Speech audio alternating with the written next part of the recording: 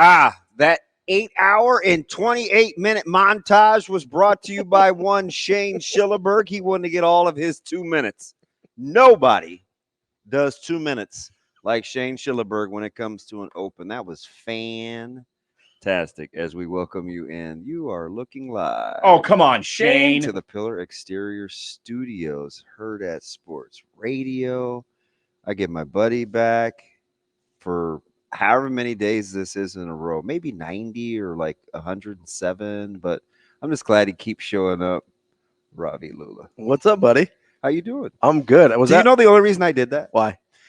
Number one, because I like to hear myself talk. What's happening? I mean, if we didn't doing this job would not make a lot of sense. But I noticed you were kind of getting it together, so I wanted you to be able to like get a couple extra minutes because I feel like I put unnecessary pressure on you to get the TVs right.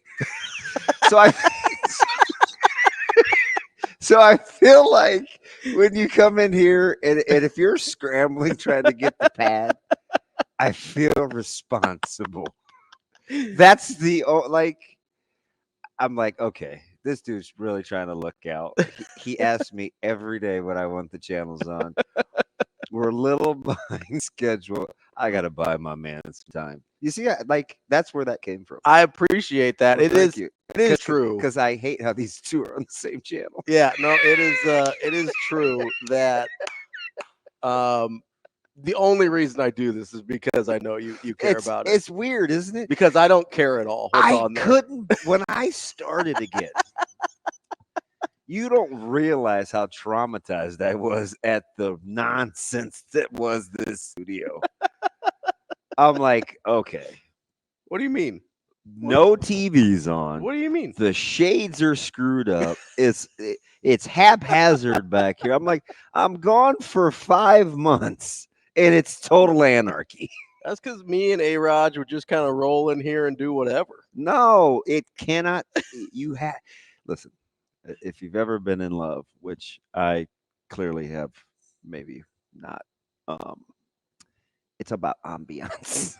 You have to set the stage. It's about the vibe. Yes. How are you going to talk sports with no sports on television? If I was a Husker fan, I'd just be coming hoping that the ball's not on the ground. I mean, I don't know. I probably just follow the rundown that we don't pay attention to every day. So I think we should make a game out of this. I was thinking about how many things we actually get to. No, I'm dead dog serious. Okay. This is how my dumb mind works. I was in the shower the other day, and I'm like, I can't remember. This is probably Monday, and I'm like, I'm competitive. I gamify just about anything, right? I'm like, you know what? How many days in a row do you think we can get the lineup out, or not have you ask me, did you tweet what's the term you did I tweet did you retweet the stream? Yeah, right. Yep. I'm like, I want to get the lineup out in the first segment, and I want to retweet. There we go. That I almost said treat. We treat like Treat Williams. You remember as an actor? I do not remember Treat Williams. Shay, I remember did you watch Cat any? Williams. Did you He's watch any strange. blaxploitation movies? You know, like, be careful with your answer there, bud. You know, like I'm gonna get you, sucker, or Shaft, or I have not seen any. None. All right, well, those anyway, for a long time. Google Treat Williams, but anyway, and that's totally on me. You see how out of his way he went not to say the word blaxploitation. I have not. We've been seen listen, any selfish of those movies. 20. Yeah, I always love the old demonstrative, right? It's 2024, Shane. It's like you can say anything once, and we're gonna lead the way in not being sensitive when people say the quiet part out loud. That's fine. Thank you. So I thought to myself, unless you're being a dill hole to kids like Deion Sanders, and then 200 days in a row we get a Deion Sanders reference. No, listen. I know Treat Williams. He died, didn't he? Yeah, he just died last year. Yeah. He was in he was in a couple of movies. Yeah, Treat Williams. Okay. So anyway, I'm gonna be honest. Can I be Yeah, can I be real here for a second? 100%. I was not expecting Treat Williams to be a white man. Just the name Treat Williams, I was like, that's a brother. What is wrong with you? I don't know, but I got your TV changed. What is wrong with you? I know an actor by the name of Trent Williams. I know he left acts like tackle. he acts like a really good Hall of Famer because he is. That would be Trent. Do you know what Ravi asked me yesterday, Shane? It would have totally made you uncomfortable.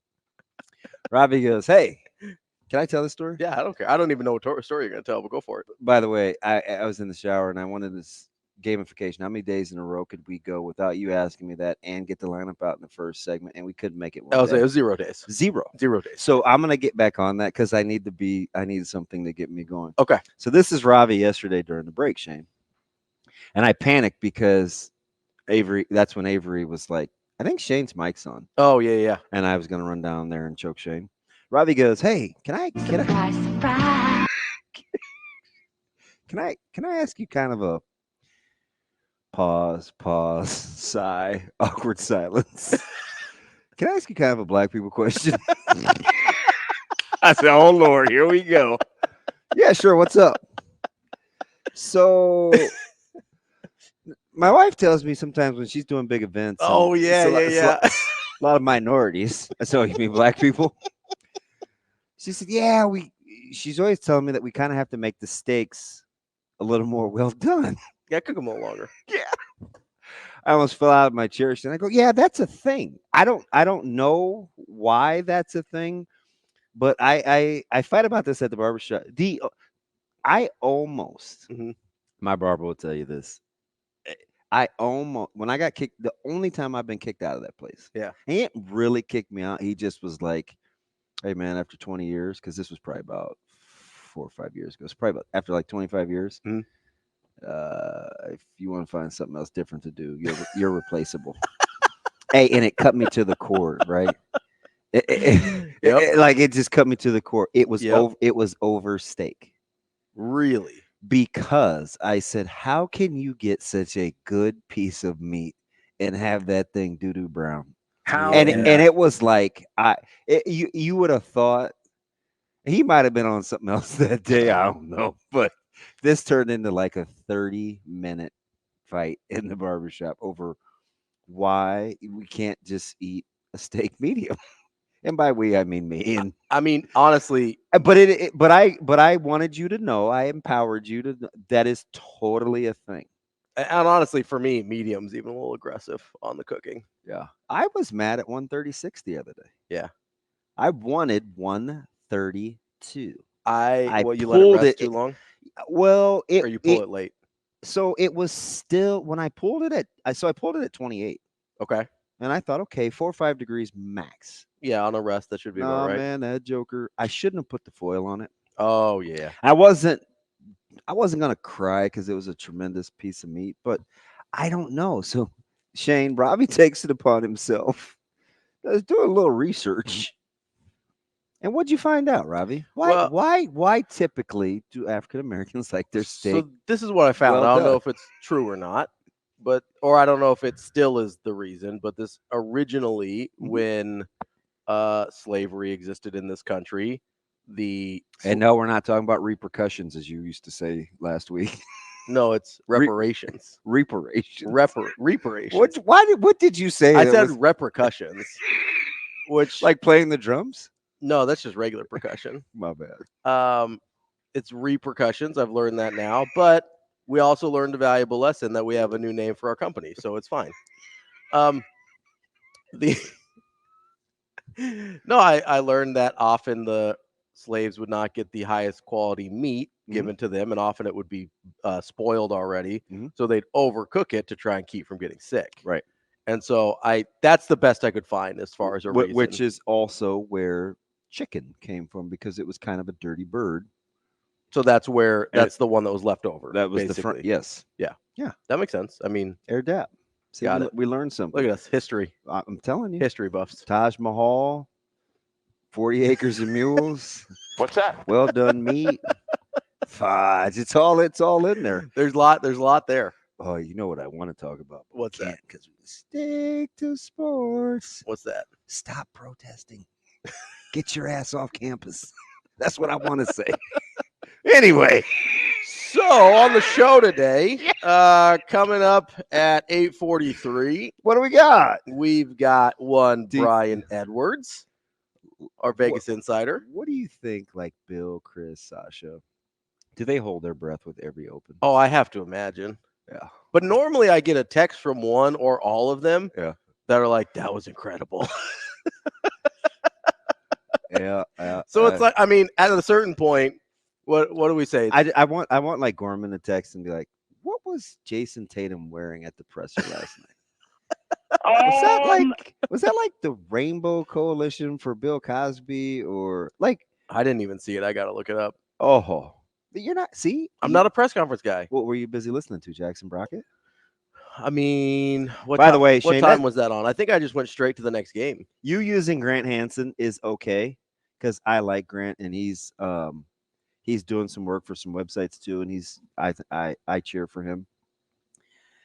But anytime, use radio, especially if it's our network, guys. Can I just say this? You know, I wanted the great Ben McLaughlin about who, Jason by the way, Tatum. How about everybody loves Benny Mac? I don't know why nobody uses him. I don't know. He was great. Oh, he's fantastic. That's the first time I've talked to him. Did Shane tell you what he asked me when I was leaving yesterday outside?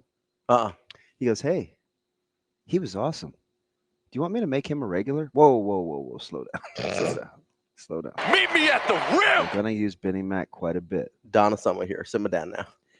But he's baseball, basketball, football. So we don't want to wear him out. He has a real job other than the network, but he is extremely good. What'd you say? Spot on. He was like, "Oh, he's kind of funny, and he just keeps it moving." I was like, "Yeah, he's one of those guys that says something funny and doesn't laugh at his own jokes. I need to learn." He would like make a crack and then just keep rolling. Yeah. And I was like, "Hey, would you give me a second to laugh at you being funny?" So early, That's inconsiderate. when we first started together, because he's Sharpie spotter, and he and I do the pregame show. So it's 4 hours. Yeah, you spend some time together. And we're roughly the same age, and he has a little babysitter in him. Yeah, because he's kind of OCD. Oh, okay. So he's like me. He's a little bit of a control freak. Yeah. Okay. But much like you, I give you my phone. Hey, can you set up my email? I give him my computer.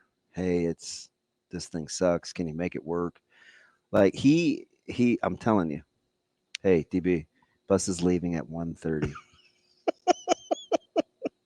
Hey, he's not. He's take elevator 4. Uh-oh. It's the quickest way to the press box. Like, he's that dude. He kind of sounds like reminds me a little bit of my brother, who's like, "Hey, I know the best way to do this. Just trust me here." But okay. So does Rav say it? Because Ben doesn't say it. It's his demeanor that makes you think he's got it. Yeah, it's his delivery where it's like, okay, well, I know you think you know what's best here, but I've got some other things I'm trying to accomplish. You should see him set up and tear down the studio. Really? Oh, gets after it. Dude, it's incredible. It's unbelievable how fast he can get a plain booth ready for a broadcast. I'm like, it's a challenge. No, it's really Doc Sadler. I don't even recognize what we're doing. All I do on the way out after games is I don't even recognize. I gotta feel like I'm contributing somehow, so I just carry one of the rolling things. I just pick it up and walk right on out. Listen, no, Damon, you don't have. No, I feel like I need to contribute because I don't know Jack. It's like when my wife's cleaning around the house, and I'm like, "Hey, is there anything I can do?" And she knows that I'm going to do it wrong because selfish. She's very particular about her cleaning methods, which is fine. Yeah, but so I'll be like, "Hey, is there anything I can do?" She's like, "No, it's okay." And it's like, I know it's not really okay, but I also don't know what to do because I am not. She came from a military family where it was like very like, "Hey, we're scrubbing baseboards and we're making everything's like nice and clean." And I did not come from a military family. She can help hook up my registers around the house, man. I'm Q-tipping and toothbrushing those things. The little AC registers. Yeah, she gets after it. I'm like, babe, I promise. Good on her. Nobody's ever looked at the baseboards. Fudge, I do. Not a single person.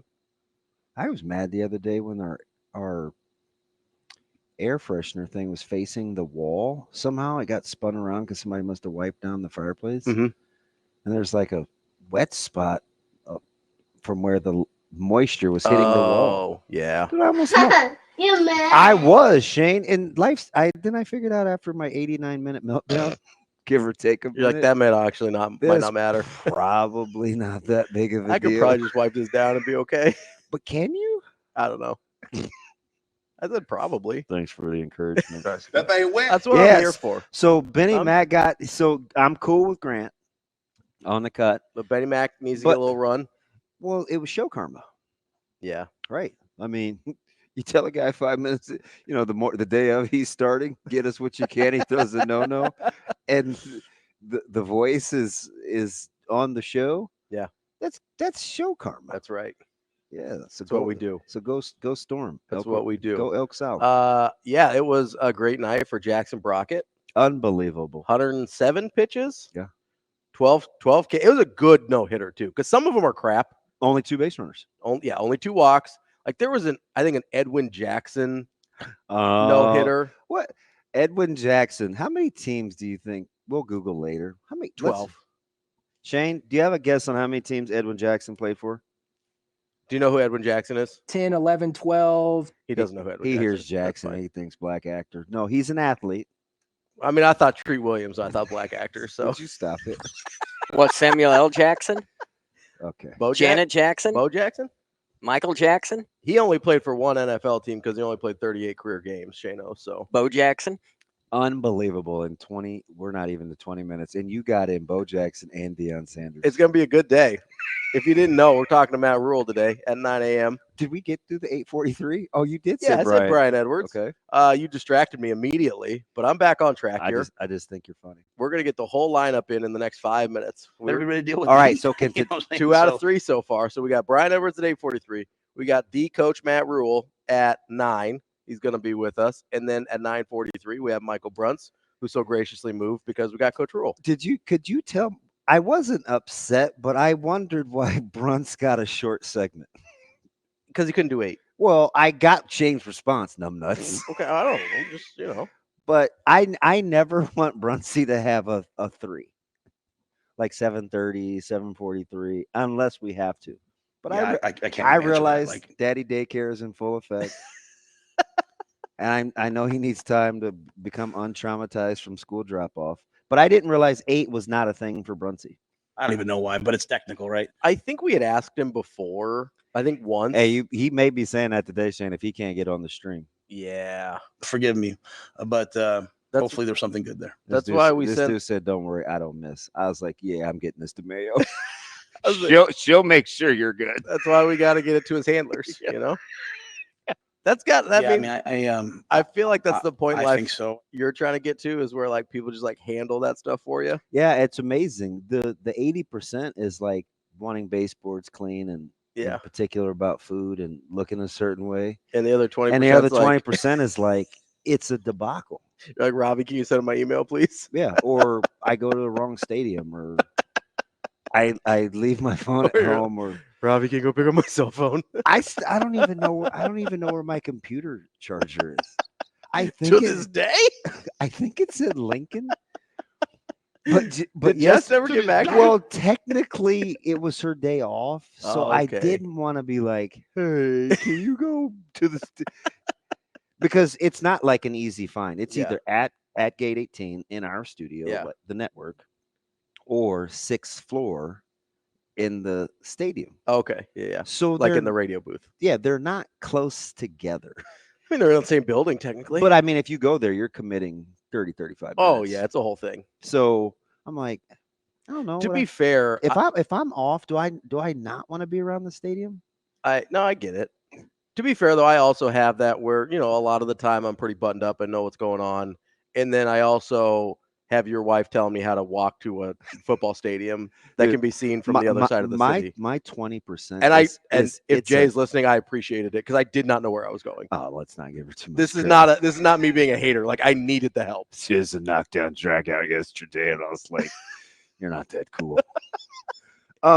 She like had to drop pins on me and stuff. Like I was like, I didn't know you were that stew. That's a harsh word. I didn't. I have not been. Shane is uncomfortable. I know you can't even say stupid in our house, so I apologize. But really though, a pin drop? Well, so I mean, full disclosure, I just have not been I've never driven down there by myself. So I did not know where I was going. I've always gone with people. So I had no idea. Welcome to your mid-30s. Yeah, I had no idea where I was going. I'm like following Siri, and it wants to take me to the place in the stadium where I'm not allowed to park. Oh, she's a trip. Don't even mess with her. I didn't know where I was going, Damon. No, don't. Like, I don't know if Siri's good at that kind of stuff. Not in situations like that. That's what I'm saying. Like, I wouldn't, man, let her be. But I needed to get to the neighborhood of the stadium. John Lennon, Shane. Let it be. Here.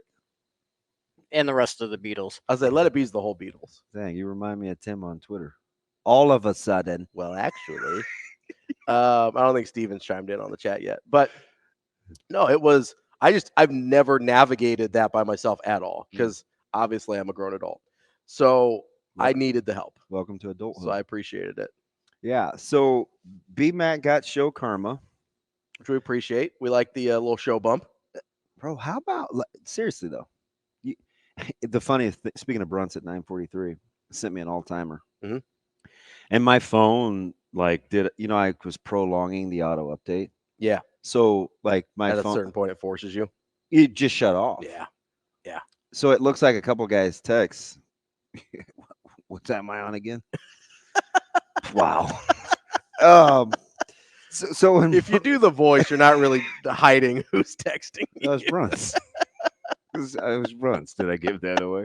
No. So Bruntz, he texts and he goes, at least you won't have to ask me about Caleb Clark this week. And I go, nope, I'm going to weave it in. We're going to find a way. Because he was good again against Creighton. So I'm going to weave in Caleb Clark. I want Caleb Clark to play a vital role this year as a good left-hander on the bump. Caleb Clark is your Dion. You're going to weave him in no matter what. Yeah, I'm Team Clarky. Although from what I heard, Canadians are such nice people. I was like, oh yeah, you mean the men? Not in my experience. Coming up, we've got more Hurrdat Sports Radio. Creighton got some good news yesterday. They did. We'll get into that next. We're back here on Hurrdat Sports Radio, AM 590 ESPN Omaha, ESPN Tri-Cities, live on Twitter, Facebook, YouTube. That's DB. I'm Ravi Lulla. We're here on the Pillar Exterior stage at the Hurrdat Sports Bar and Grill, which I just want to say thank you to everyone who came out yesterday to support the tornado relief efforts over here at the Hurrdat Sports Bar and Grill. All proceeds yesterday went to the Nebraska and Iowa Red Cross. So anybody that came in yesterday, really appreciate you taking your time to do that, to support, help us support people in the community. Thanks, everybody. In case you were wondering, that Edwin Jackson no-hitter, 149 pitches, 8 walks. Yeah. That's a bad no-hitter. Not all no-hitters are created equally. Yeah. Jackson Brockett, 2 walks, 12 Ks, good no-hitter. 107 pitches, I'll take it. I threw one as a 12-year-old that was the worst you'll ever see. Oh, no, what'd you do? I hit 2 guys. I'll take it. 100%. I mean, that's okay. Dude, I felt like trash. You didn't like. I shouldn't have even. You didn't like beating people. Man, listen, I was sick as a dog. My mom cried as I was leaving. 7 o'clock, we're going to Iowa. Yeah, Urbandale. And for whatever the reason, my dad thinks it's a good idea to be tough. I was like, yeah. Never forget that. What a debacle. I used to maybe throw at guys a little bit on purpose sometimes. I already struggled to throw strikes. You were trying to do nothing on purpose? Dude, your boy was like crow hopping from the bump, right? It's like, yeah. Huffman used to he caught me. And I just used to feel so bad. I'm like, God. Good luck back there, bud. I'm killing this poor guy. Throw hard, though. That's half the battle. The other big local news yesterday, one Ryan Kalkbrenner. Huge. Returning to, he is tall. He's like 7'1", big guy. We got jokes today. He is returning to Creighton. Can I have that sandwich? There's like half left if you want to go for it. It's tempting. Every day. I'm gonna start buying 2, and I'm just gonna leave one right here. Fudge, don't do it. Although I went with Johnny the Pig's recommendation. Yeah. And I used mason jar lids to do the boys' egg sandwiches 2 days ago. Yeah. Caleb goes, this McDonald's thing is a hit. And of course, Micah was like, tastes the same, Caleb. Tastes the same. Yeah, all right. No nuts. Micah, like always, the contrarian. Is that? Fudge. I thought the mason jars was a good idea. Although next time I got to spray them down. Yeah, so They're not stick. Exactly non-stick. Not a non-stick. It's a mason jar lid. You got to do a little work on your own there. Wow. All right, back to Kalkbrenner, jerk. Right? God, I can't stand this guy. I mean, you can't just use a mason jar lid and be like, it's non-stick. What happened? You know what I want to give you? What? ... Well, be careful. I'm going to cryptically tweet about it if you do. ... Some people are so passive aggressive with their texts. Stop. Not talking about anybody in particular, obviously. But some people who I host a morning radio show with. Some people want it all. Is that Alicia? Where's Alex when I need him? I need to go to the bullpen. Sindelar, you got I need somebody with a similar sense of humor to bail me out. Bring in the righty. No, Ryan Kalkbrenner returning to the Creighton Blue Jays. Big deal for them. All of a sudden makes their prospects next year look dramatically improved. I wonder what would have happened. Just if he would have announced earlier. Oh, in terms of the transfers and guys they were in on? Because immediately, and I mean, obviously, some things behind the scenes, but I'm like, I wonder what would have happened after your meltdown over Pops Isaac yesterday. I wouldn't have called that a meltdown. It was a little excessive. My meltdown off air was way more aggressive than my meltdown on air. I was like, are you serious right now? I'm going to have to go to your room. I seriously wanted to send you to your room. You're not my dad. No, I'm not a fan of the acquisition, but I made a snarky comment yesterday in reference to North's 4x1 team. Yeah. This, and I quote, nobody's beating those North boys. Did you see the Jones? And I'm like, welcome to 2024. Get out.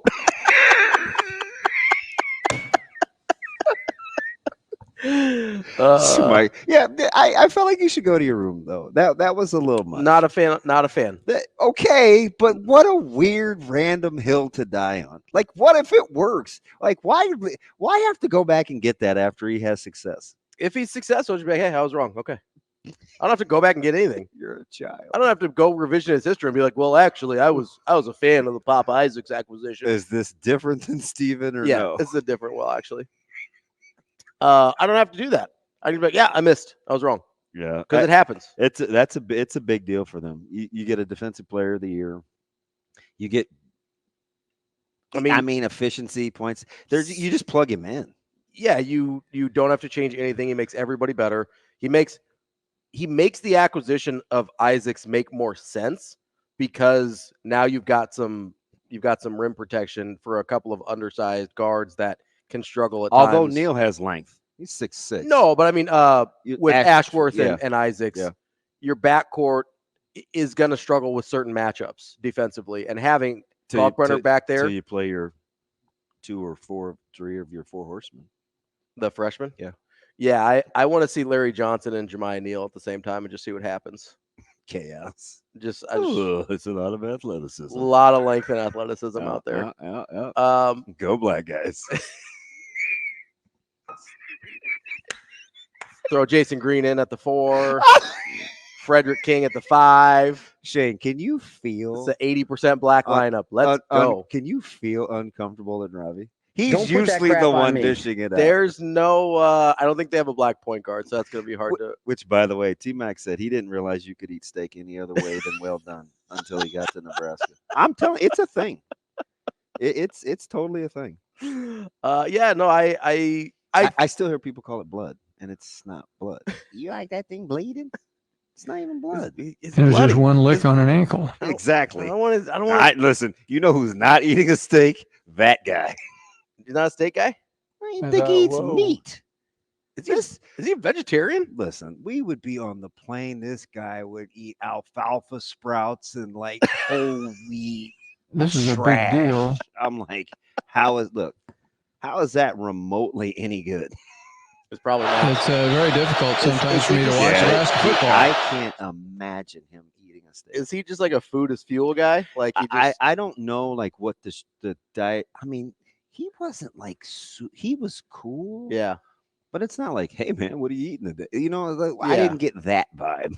Hey, there's a little reverence. There's a little bit more of a distance. Yeah, now guys can like Yeah. slap a coach on the butt and be like, hey, let's go get him today. Dude, I watched Jamari Butler punch Coach Rhule in the chest. I'm like, Were you okay? This is if I don't know if the only people I saw, Yeah. the only people I saw do that to Coach Osborne, Kevin Raymakers, Mhm. Jason Peter, Christian Peter. Those are the guys that, like, you know, sometimes they would take his hat Mhm. or rub his head, and I'm like, well, and the Peter brothers were a little bit, I'm like, they were a little out there. and as was Raymakers. Yeah. Oof. And I'm like, you can do that? You're like, that makes me uncomfortable. Yeah, listen. Hey, Was it almost like your dad? Like, is that how, like Kinda. how there's almost kind of. fear is probably not the right word. You said reverence. That's probably pretty close. Or it's just like, yeah, I'm not. There's lines that he probably wouldn't get mad at me, but I'm just not going there. Not going to be the one. I'm just not going to Yeah. be the one. But now it's like it's cool. It's like, Yeah. I mean, right, what we're talking about with Colt. Yeah, the hugs, the embrace, like he and Matt. It's like, Yeah, him and Mac appear to be very close. isn't that Like really close. yeah. Yeah. Like genuinely. And it's like it's interesting. I had a talk with a parent yesterday about the ability to talk to a coach and how he was raised Mhm. in dealing with coaches versus what people do now. I mean, sometimes now people sit behind a bench and just like yell at the coach, right? It's times have changed, but Creighton got better in a hurry. Yeah, they got a lot better. Their prospects for next season got a lot better. And, we'll see on Pop Isaacs. I don't know. Boy, I don't know. Top 20 program being top 20. Hey, we like it. Coming up next, we'll wrap up hour number 1. Welcome back as we wrap up hour number 1 here on Hurrdat Sports Radio, AM 590, ESPN Omaha, ESPN Tri-Cities. We're live on Twitter, Facebook, YouTube. That's DB. I'm Ravi Lulla, and we are brought to you by our friends at the Omaha Supernovas. They are back in town a week from today at the CHI Health Center. That's May 9th. That is their final home match of the season. Let's pack that place out. CHI Health Center, 7 p.m. on Thursday, May 9th. Go to supernovas.com for tickets, for merch. You can follow along on the couple of road games they've got between now and then as well. That's supernovas.com for tickets. DB. Ravi. So you're trying to convince me over here. Why not Hoiberg is alleging that I say you're mean to me too much. Oh, I mean, I am mean to you. He's a nice guy too. I don't know him. I think he's being sarcastic. I mean, I'm being If sarcastic you don't sometimes, too. if you don't knock it off. Who, me? No, Shane. Oh. You really do got to be careful, Shane. I'm trying to convince you that what? You're trying to convince me that the natural sciences are cooler than physics, and that's not true. I like physics. It's 100% true. No, I'm a big physics guy. You rather you need to hang out with Cole from the radio network. Okay. He's a black hole, speed of light. Yes, that's what we're talking about. We talked about bending time one day. Oh yeah. I think that's a thing. No, it is a real thing. Well, not like Flash. No, but it's a real thing. That wouldn't be my superpower, but I would worry about fracturing time. Gravity bends. Flash space is the continuum. best. That's a real thing. That's the best superpower. No, he's not. Yeah, he That's is. not even close. Yeah, it is. You're out of your mind. You could do anything and Okay. everything. If you had speed, you could do anything and everything tons faster than what it would be that you're doing it now. Incredible insight. If you had speed, you could do things faster. You could. I'm just saying, you could run the work and be there in seconds instead of driving. What if I preferred? That's driving, the Shane? one thing Yeah. you'd use it. That's the first thing that came to your mind. Look how fast I can Look how get to fast I work, could be at guys. work. I could do everything over on the normal board people here. would be like, "Man, I could rob a bank and never get caught." Shane's talking about going to work. I'm not working ever again. Shane's like, but look how fast I can get to work. Shane, you're so good. You're just a wholesome. You know what's young funny man. is I don't know why you're not married. I think Shane might be a little particular to live with. That's my guess. Yeah, that's my guess. I'm not even guessing. Not even going to give you his response to me talking about Jackson Brockett last night. I'm like, there's no more Shane response than the one he gave me.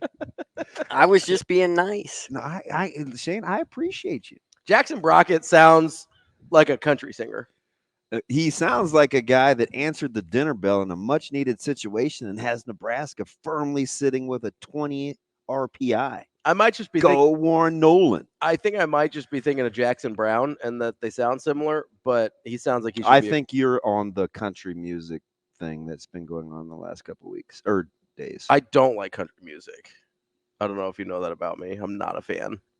I don't know if we've ever had this conversation. We've had a lot of Christian music talk. Yeah, I'll do Johnny Cash. Like I'll do some old school stuff if you want to consider that country.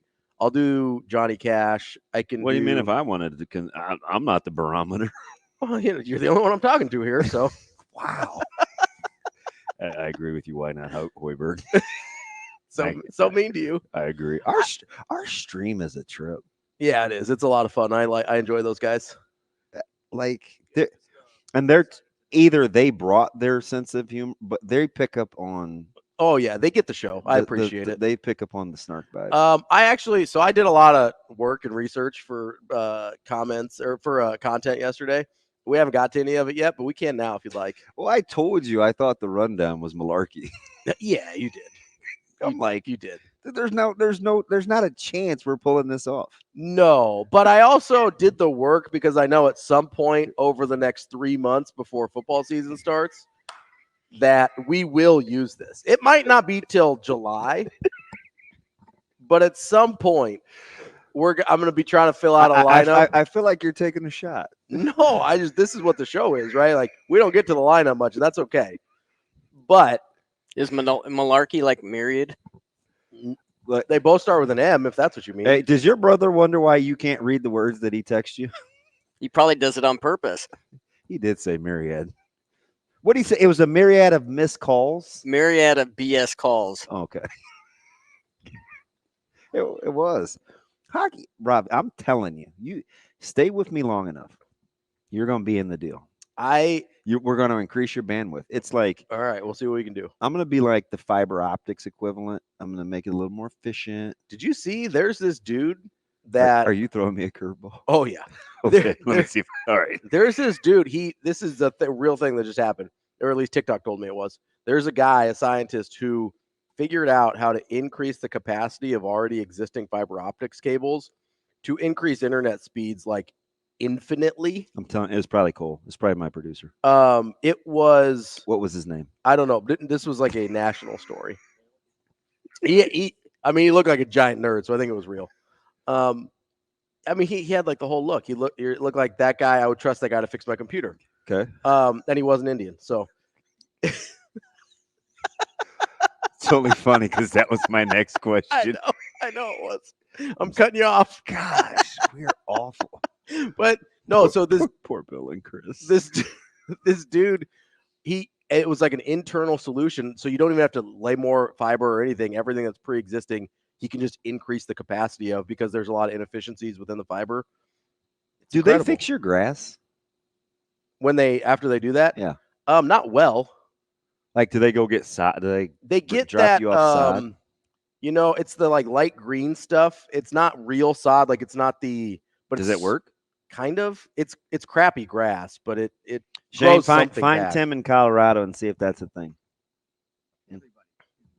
I don't know if it. So this was the city. I don't know when because they had to dig something up in my yard a couple years ago. I don't know if my mom's terrified that they're going to come digging, and she's like, "Well, I hope they fix my grass." Dude, her yard is immaculate. Really? Oh, it's sick. Absolutely sick. I try and keep mine so that it doesn't ruin the value of my house. That's my main goal for my yard. Bare minimum. Yeah. I know those people. I just don't care. Are you minimalist? It's flickering. No, only there's a difference between minimalist and apathy. I have a lot of apathy for my yard. I don't care about it I at don't all. understand that. I just don't care. We need to talk. I mean, we talk a lot. Well, like what else? Like what else do you vibe with? What do you mean? You don't cook. Nope. You don't you don't care about what you can't use tools. Like what other stereotypical men things do you vibe with aside from sports? I like sports. I do like sports. You're a caveman through and through. You think bench is like the most important thing in America. Oh, I love benching so much. I miss it every day. I think about it a lot. Actually, you can't even vibe with the yard. No, I don't get down with it is a necessary evil. Oh my gosh. It's you need something. Sports is my thing. Dive all the way in. We're just diving in. Man, we're not gonna do anything. All right, go ahead. I don't think we have time now. Wasn't pretty. Did you not hear Shane's open? Do you know what you can get done in 2 minutes and 51 seconds? Shane's got more. Never mind. I love when he announces the open. That's how you know he's done something pretty stellar. Guys, Just trying to have a little bit of fun. open's coming. Only time he produces during the 3 hours. It's like That's fine. Shane, it was a fantastic open. He's gonna I'll crush. get after it. He's gonna I'll crush get the after it pretty open, quickly. and then he's gonna leave his mic on during a commercial break. It's fine. I want you to be proud. Thank God for Avery, I know. dummy. No. So we'll probably get in. We'll carry this over into the Just next. giving people a little behind the scenes. That's all. Yeah, nobody wants that. That's how we all get fired, Shane. I do Selfish. need to get better at making sausage, though. So maybe people do want to know how it's made. I do. I have no interest in how sausage is made at all. Yeah, fennel reeks. I just want to. I gotta stop. We could never talk sports. It's true. Yeah, it's true. Because I was getting ready to get into fennel, and I'm still mad at Johnny the Pig because I had some questions with my vacuum sealer. You gotta know his personality. He gave me a very snarky. Oh, he's answer. super snarky. And I was like, I'm familiar with his work on Twitter. I was like, if I could fix it, I would. I think I tried to use it because, yeah, I had some spare chicken that we got, and I wanted to vacuum seal it, and it's still not like I want it. What And chicken? it's sweet. It's the one that came with the sous vide, and Yeah. no, I'm like, I think it's broken. Help me. Okay, stop. I'm not Steven. No, we've got the 8:00 section open. You can give us a call if you want. 888-638-4876. If you need DB to teach you how to sous vide some things. Or vacuum seal. Oh, you were talking about sous vide too. Well, it's the one that came with the kit for the sous vide. Okay. I don't know that sous videing is actually a proper term, but we're going to go with it. But we are going to get into. If you knew how to cook, you'd know what I'm talking about. Nah, idiot. I made a statement last week about by 2026. I let that ride. I think, you're like, all right, we're marking it down. That Nebraska would make the college football playoff. And I wanted to see how crazy of a statement I actually made because I think it's true. I believe it. But I was like, okay, let's see how much better they would have to get for that to happen. So I dove in a little bit. And I'm curious. I got we'll some get numbers. to it. We call it a tease. I'm curious to see what your game mark was to give them a chance. In terms of wins? Yeah. Well, we will get to that and more. I think it's more attainable than people realize. I think based on my research. And by that, actually, I just mean Googling stuff. We'll be back with more Hurrdat Sports God Radio. bless Al Gore. Coming up next. Kicking off hour number 2 here on Hurrdat Sports Radio, AM 590, ESPN Omaha, ESPN Tri-Cities, live on Twitter, Facebook, YouTube. That's DB. I'm Ravi Lulla here on the Pillar Exterior stage. Remember, using your seatbelt saves lives and prevents injuries only if it is properly worn. Make it click. This message from the NDOT Highway Safety Office. You're leaning in like you want to say something. What's up? No, Shane, can you read Timothy's comment?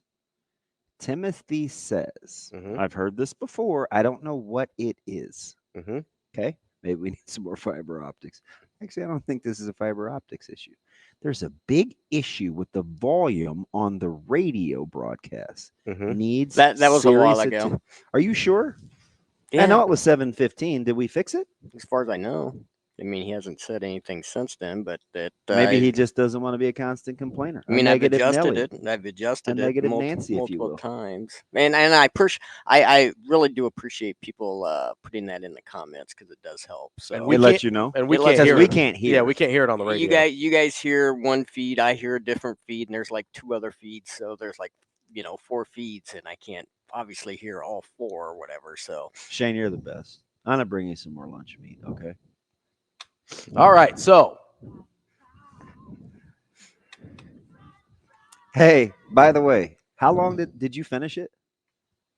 that lunch meat, Yeah. oh yeah. How long did it last?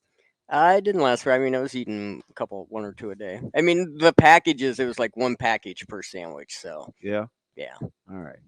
Let me I know. figured that kind of lunch meat, I figured you probably wouldn't want to have it sitting in the fridge open. Like once you open the package up, you better go all in. You better get it done. Shane Better eat the sandwich whole talk. darn thing. What are the odds you have Ziploc bags in your house? Oh, there's a lot of odds of that. That's what you put your Cheez-Its in, right? No, I just leave them in the thing and just wrap He it just up. leaves the box open I just no, I don't. Yeah, leave the he box gets kicked like out. like an animal. He just digs into that thing like a raccoon and then just leaves it open. So I made a statement last week. But nonetheless, thank you, Timothy, for the comment there. Tim's just looking out. Shane Sandwich Talk brought to you by the NDOT. Timothy. I'm going to keep going. Last week, I made a comment how I thought Nebraska makes the college football playoff by 2026. Then the next 3 years, I guess, at that point. 2024, 25. That's 3 years, 3 seasons. Officially logged on to the Homer Network. You want to come work with us I do. on the radio That'd network? be lovely. And then I got to thinking, okay, because I'm thinking to myself, okay, there's 12 teams going to be in there by 2026. Maybe they expand a little more because who knows what they're doing, but at least 12, right? And I look at the standings pretty frequently, and I go, there's some teams at 12 that aren't crazy. Mm-hmm. They're not. I mean, obviously Nebraska's a long way from that. I don't want to be like, hey, they were the best 3-9 team in the country 2 years ago. Whatever. I'm not doing that. What I'm saying is, I think you only have to get to 9 wins regular season to be in the conversation. And here's why I think that. I'm not just pulling that number out of thin air. In the last 10 years, I went back the entire playoff era.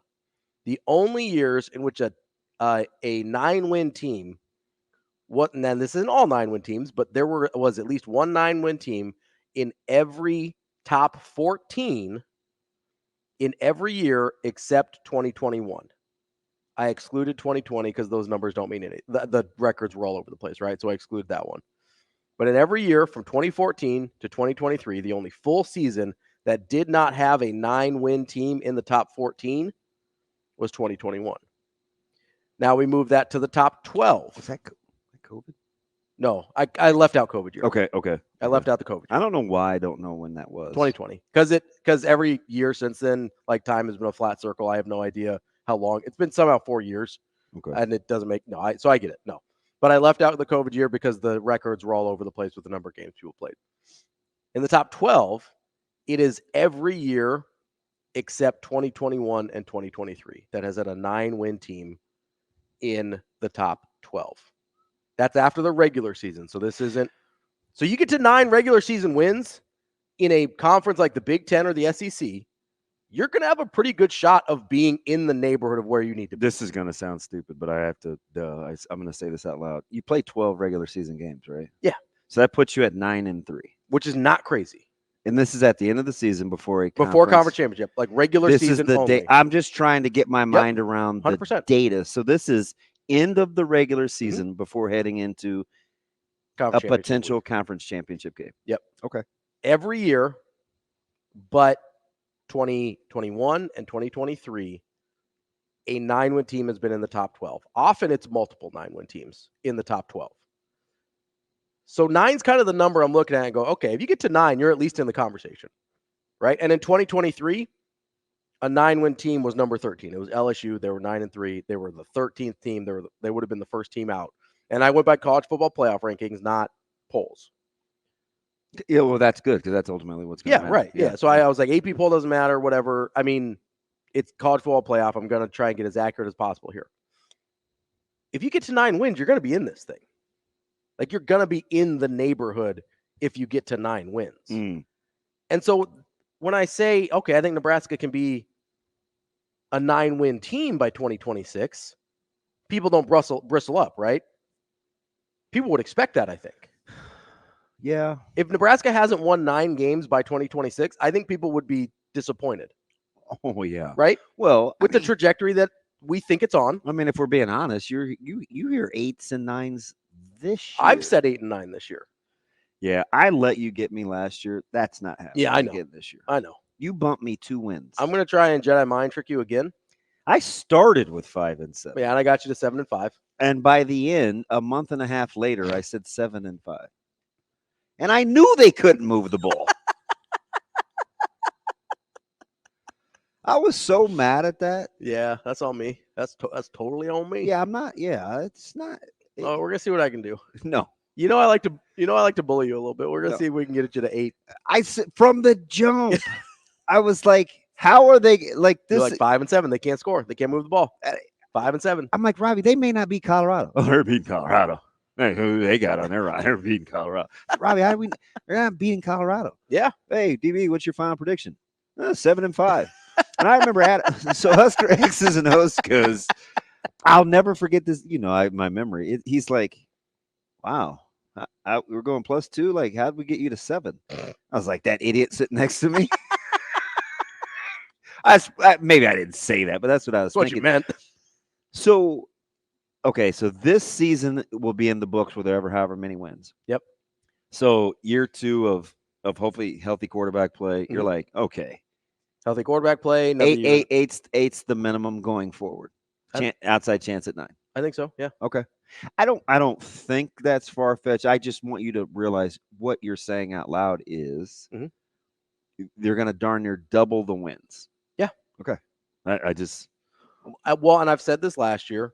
I think with even below average quarterback play, as opposed to horrifying quarterback play that they got last 7. year, they're easily at 7, if not more. Last year. So the conversation, and we're not going to get into probably the minutia with Coach Rhule, because I want to talk football, but I don't really want to talk football. I want to talk. You do what you want to do. Yeah. Okay. So having said that, the margin of error for this team is going to be different than it was a year ago. Okay, because let's operate. Because I agree with you. I'm gonna say this quiet. I know the mic sucks. Let's say you're right. Okay, let's assume you're right. We should assume I'm right. I agree. I think the standard changes. It's not linear to this year, because you're operating under the guys that, let's just say, the defense is equal and special teams break even. I don't know if you can't get me there. You can't get you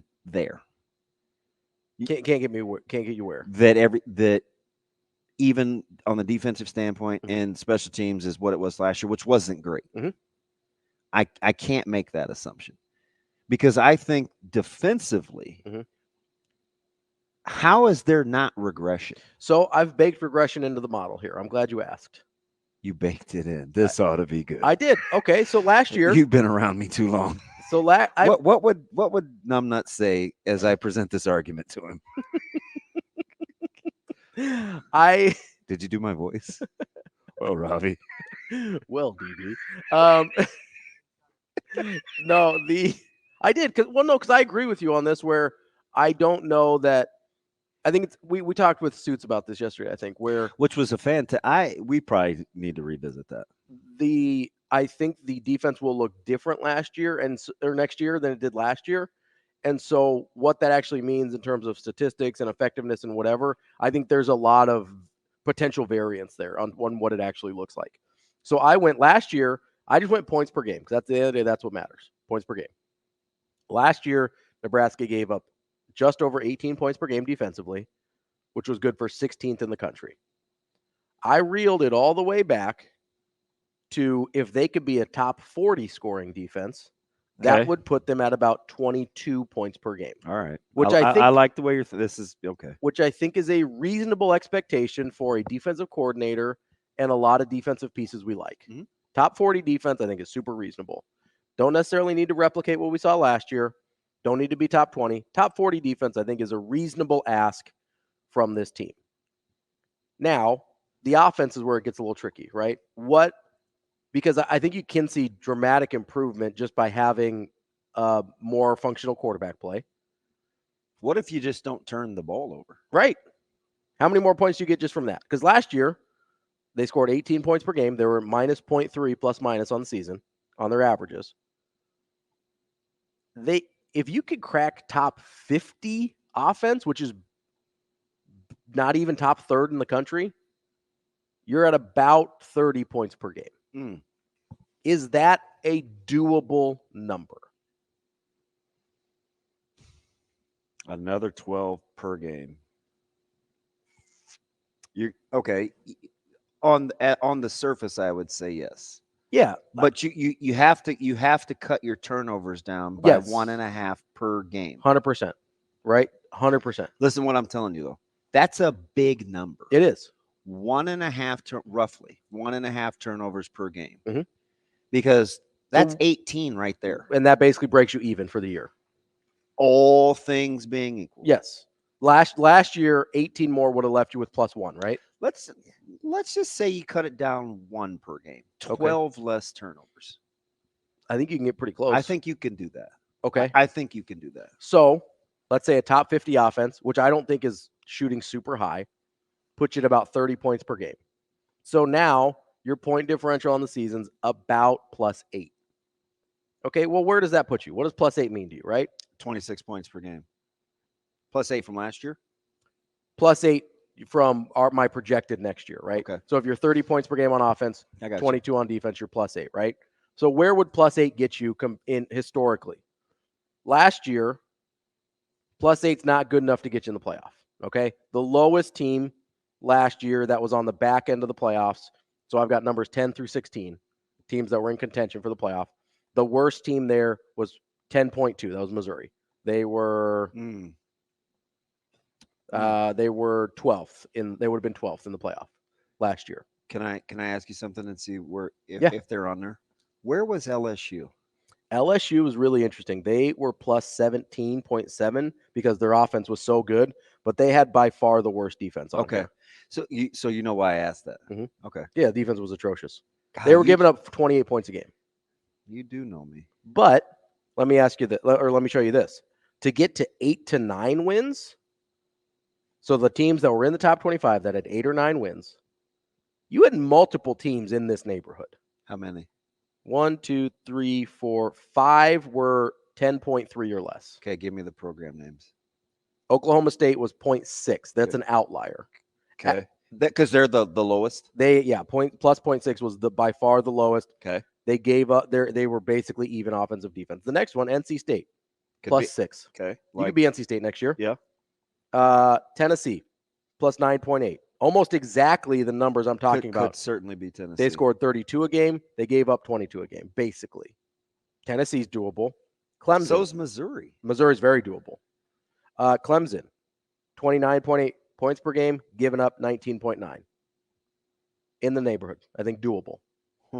Now, listen, I get Clemson's recruiting class and talent is whatever, but for actual on-field results. I'm just surprised that that's as close as it is. And because then I thought they could be able to get out of bed last year and be better offensively than they were the previous year. Right? You got Riley, you got Klubnik. I thought they would be a little more dominant defensively. I was surprised at Clemson. They weren't a top 50 offense last year. Okay. They were just outside the top 50.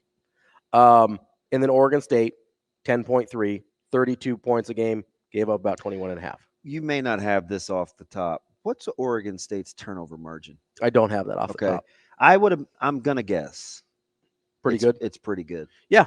And just then because of the way they played. And he's a really good coach. Jonathan Smith, terrific coach. For reference, I put Iowa on here too because they're a huge outlier. Their point spread was only +2.2, but obviously they won 10 games last year, right? So I put them on there just for point of reference. But you can see there's a pretty wide variance. But you get to +8 between scoring offense, scoring defense. So this is why I'm afraid, because I've done this in my head a couple of years in a row. and used Iowa as a frame of reference because it's obviously one of the programs I know the most about, like the inner workings and philosophy. Remember now, they're elite. Yes. In 2 of the 3 phases. Yes. Of the game. Absolutely. They are way, way below average in 1. Like they're not even. It's not even. I mean, it's awful, right? How good does that make them in those other 2 categories to get to 10? I just want you to think about that for a second.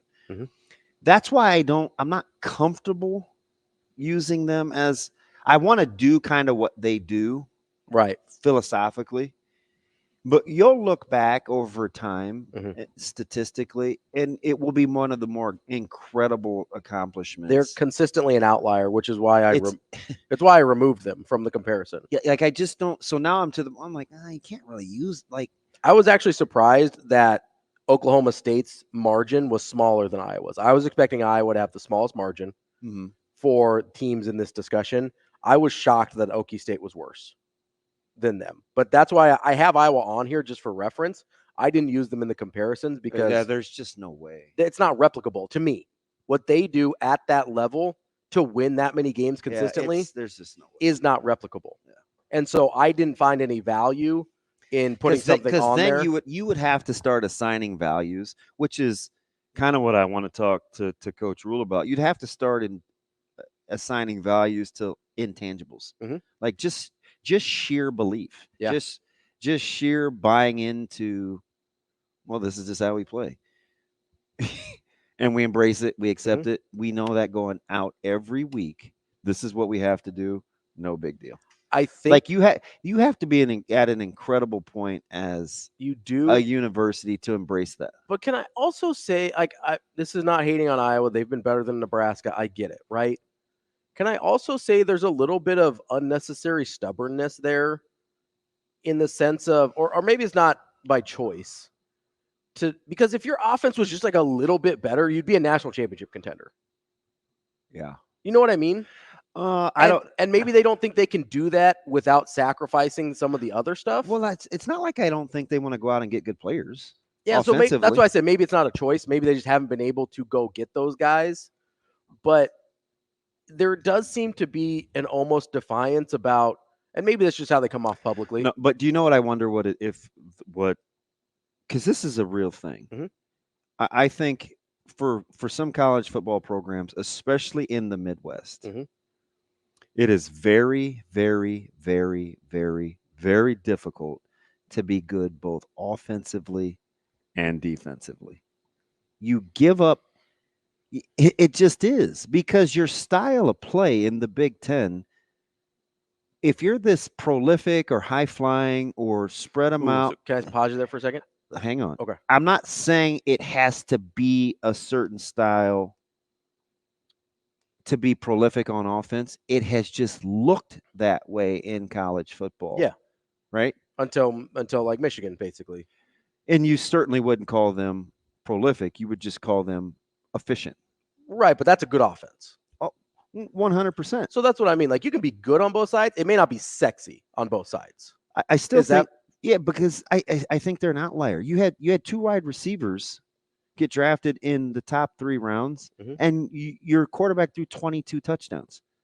Hey, you're not going to do that often. So let me ask you this, though, because I think you guys... Are you listening to what I'm telling you? No, I am, but I'm making... And this year, Loveland's going to get drafted as a tight end spot.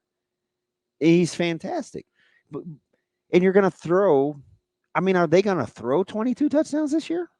I don't know. Probably. I would guess no, probably. So I'm not comfortable using them either. Well, I mean, I'm not comfortable using them because they just won a national championship and Nebraska's not there yet, right? But I think it's kind of how I would describe Creighton's goals, right? I describe them as wanting to be Villanova.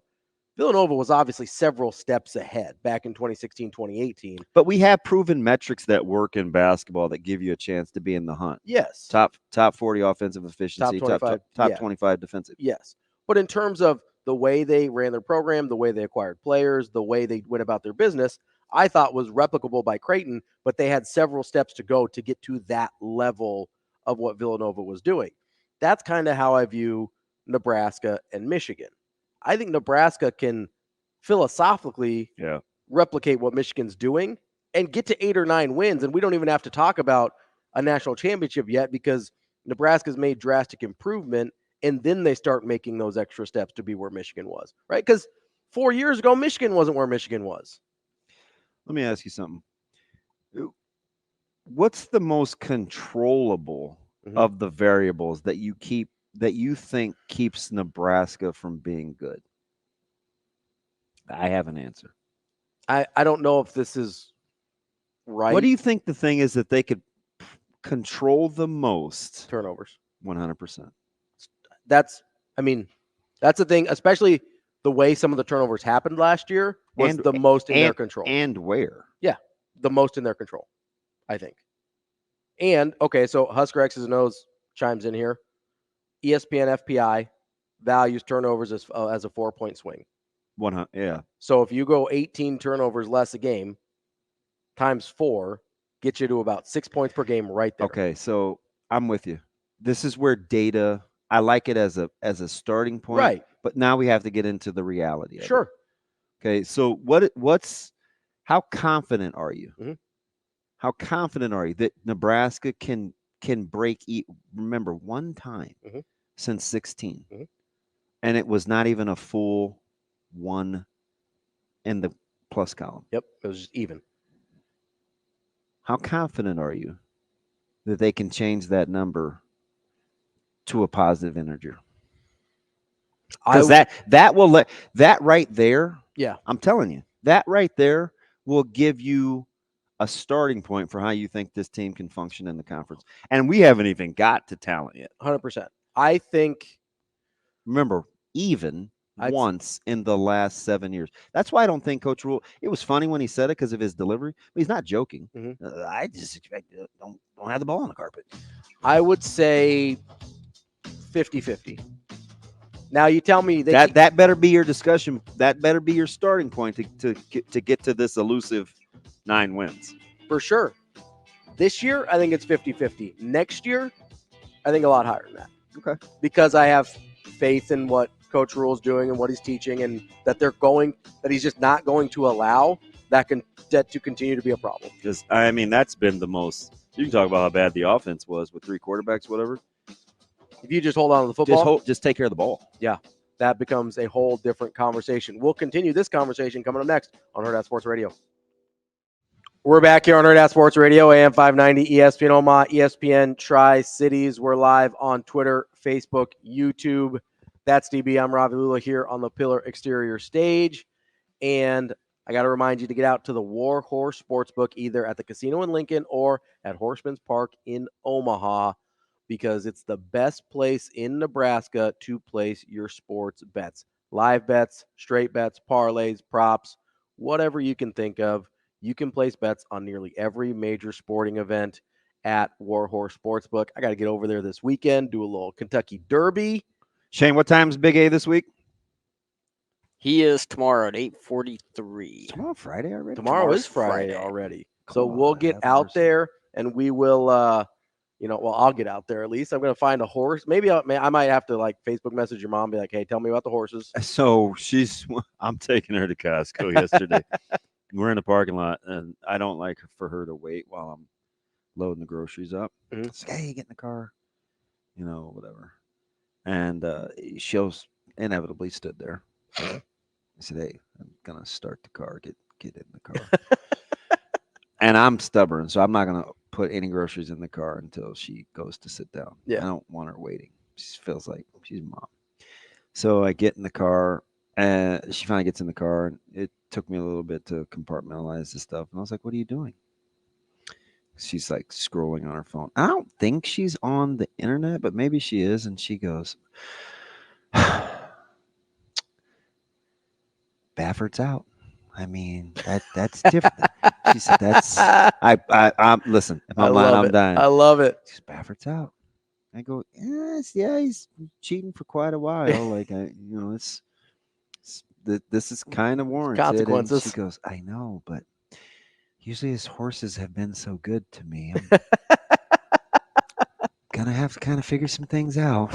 I was like, oh my God. Of all the things that I thought you were in here thinking, Bob Baffert wasn't Not one on of the them. list. I was like, what are we doing? So I may have to hit up Mama Benning and see what my plays are. But whatever you end up doing, make sure you get out to Warhorse Sportsbook in Lincoln or at Horseman's Park in Omaha. You got any questions?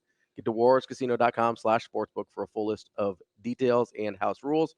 At the Warhorse Sportsbook, no bets, no glory. Speaking of cheaters, you want to do Ryan Garcia? Oh my goodness.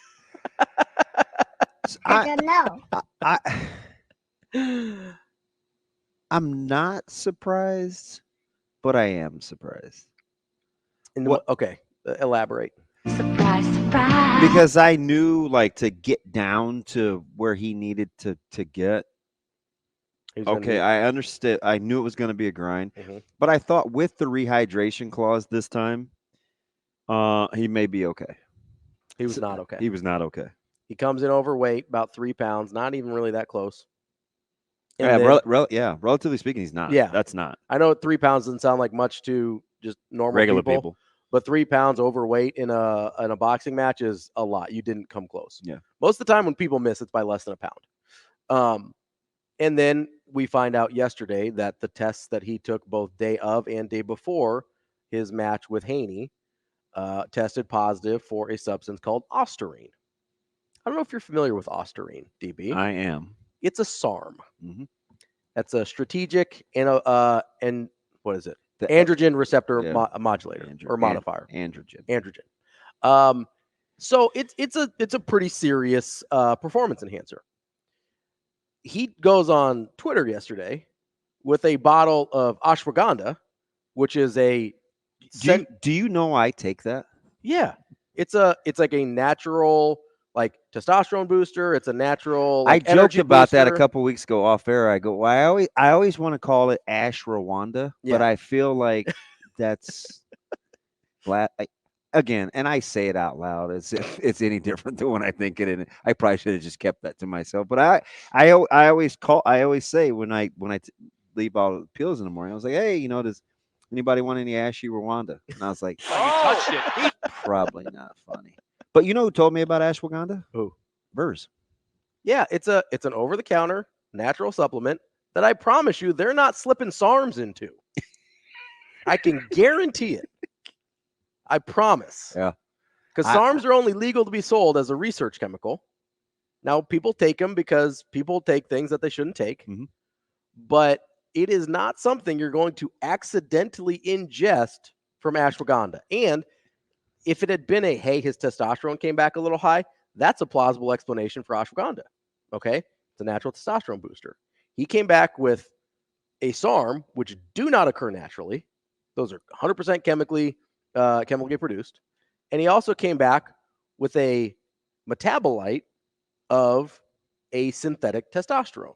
Now, that one they can't totally prove was in his system. Yeah, I would love to have that. But between the two, but that's what my turmeric, cayenne, and between the two, I gotta feel like maybe it wasn't the ashwagandha big guy. Yeah, but so and here's the deal, and I was paying attention to Red, and he helps train Bud, and I listen to what some guys that I trust in the boxing community say, and I get it. Like, Veda is going to come under scrutiny, right? That's the voluntary anti-doping agency.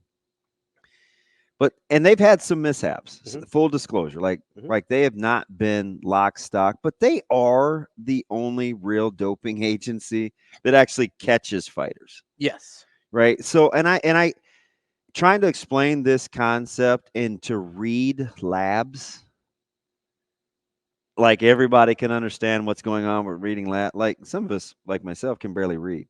So having these conversations with people in the boxing community can be a little bit, fans, I should say. Yes. Can be a little bit tough because it is, I think it's complicated.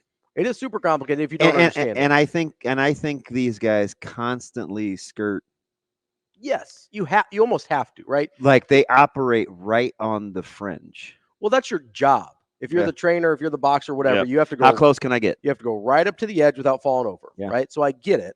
I will say, SARMs, nowhere near the edge, buddy. Yeah. Those are firmly off the cliff. Yep.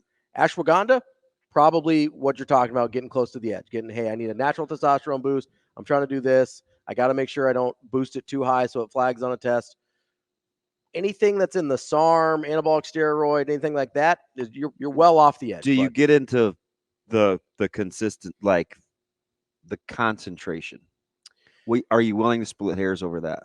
Not in this instance. Like if it's a high testosterone issue, I will get into the margins. I'll get into all that stuff. If you're not getting non-naturally occurring substance, once you get a strictly chemical substance found in there, assuming the samples didn't get switched or anything, which we've seen happen, but assuming samples didn't get switched or tainted or whatever, if you're talking about something that just does not occur naturally, I'm going to have a hard time giving you a whole lot of benefit of the doubt there. Because the thing about the weird thing about the metabolite is it also what was in his system also contains a muscle mass component. Yeah. So yeah, once you cross over into that world, it's like, well, especially because you can. I mean, people do this all the time. It's how they beat tests. You take something, you build the muscle you want, you cycle off of it so you don't test positive, but you still got most of the benefits of. That's why the concentrations I'm not willing to give a whole lot of leeway on. And it's also the main reason why I asked you. Yeah, because listen, I was a big part of the powerlifting, bodybuilding, like meathead community. I understand you can cycle off those things and not have it show up, and you still got a ton of benefit out of it, right? That's how it is. I can't play with concentrations with you. The only thing I'm willing to consider is testosterone, because some people are naturally higher than others, and there are things you can take. Some are naturally lower. Yes. And so they like to play catch up. And you can take things that naturally will boost your testosterone without taking a synthetic. That's not the case. If you pop for a SARM, you took something, right? Maybe you didn't know, maybe your trainer gave you something that they shouldn't have, whatever, but we're in a totally different ballpark here, because that is not a naturally occurring deal. Does that I mean, and you knew, because he runs his mouth anyway. You knew Devin was going to go all in. Oh yeah. What do you get? I'm sorry that he disrespected the sport and our match and whatever, and the whole 9 yards there. Oh yeah. I mean, I'd be mad too if I got. And listen, maybe he gets beat up anyway. Maybe Garcia just beats the tar out of him anyway. But then we go back. Let's rewind it all the way back. We're like, oh, how is Garcia able to perform after all the nonsense he was doing? Well, chemicals help. Yes to the latter part. Pharmaceuticals help. But I don't correlate the antics pre-fight to the results. That's fine. I don't, because I think the antics were very much calculated. Yes. Maybe. Intentional. Maybe. I mean, the cheating part was, I think that's in addition to, not, well, because I could act so crazy because I did this. It could be. I don't know. I'm just saying, they help you perform in less than ideal circumstances. Well, look at the befores when he fought Tank, no rehydration clause, and when he fought Haney, rehydration. Coming up next, we got Brian Edwards. We're wrapping up hour number 2 here on Hurrdat Sports Radio, AM 590, ESPN Omaha, ESPN Tri-Cities. We're live on Twitter, Facebook, YouTube. That's DB. I'm Ravi Lulla on the Pillar Exterior stage. We are joined now by our guy, Brian Edwards, our Vegas insider. B, what's going on, man? Brian, are you with us? Are you muted? I can see his lips moving. Is he muted? Paging Dr. Edwards. Like Anthony Edwards off of ER? No? Anthony Edwards like the Timberwolves. He's been nails, too. He had the one little slip up last week. It was just a button click. Now he's looking at us like, okay, what am I doing? Let me check my stuff. Okay. Let me clear my throat. Shane, how are we doing with we look good on this end. It's not muted. It's got levels going on the input level there. I feel awful because it's like panic time, because when you're in the short window segment, like at the disco, it's like at the room 515. No, that's a different song. No, Panic at the Disco, not regular disco. It says that his mic is muted on his end. Oh, maybe your mic is muted, B. on the actual stream, maybe not physically. There we on go. your- That should be good. Can you All hear- right, talk to me, B. Nope, got nothing. Shane, see if we can come back to him. Yeah, let's kick him out and try again. Come back, Shane. Come back. We don't need that. It's fine. I never even saw that movie in its entirety. I just know that I don't even know what movie that is. well, it's called Shane. Yep, never seen it. It's like black and white.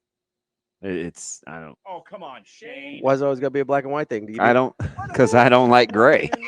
That's why. Which is ironic because most black and white movies, a lot Show of up gray. great. I does thought it? A lot of gray. I thought it was a color movie. Jim It was in color. He's been sitting on that one. Jim in Minnesota. You feel empowered to say that word, Shane? Huh? yeah, What what's movie- Shane just dropping colored over here? Come Why on, can't man. I say movie? I didn't hear the ED. Did you hear the ED? I didn't say And that. only well, I just said He movie. does know a lot about that too. I'm sorry. What? I He just knows a said lot about movie. movies. Yeah. Mr. Ed. Pardon? I Like just a said horse? movie. That's all I Would said. that show up in your system? They, It could. they don't test for that though.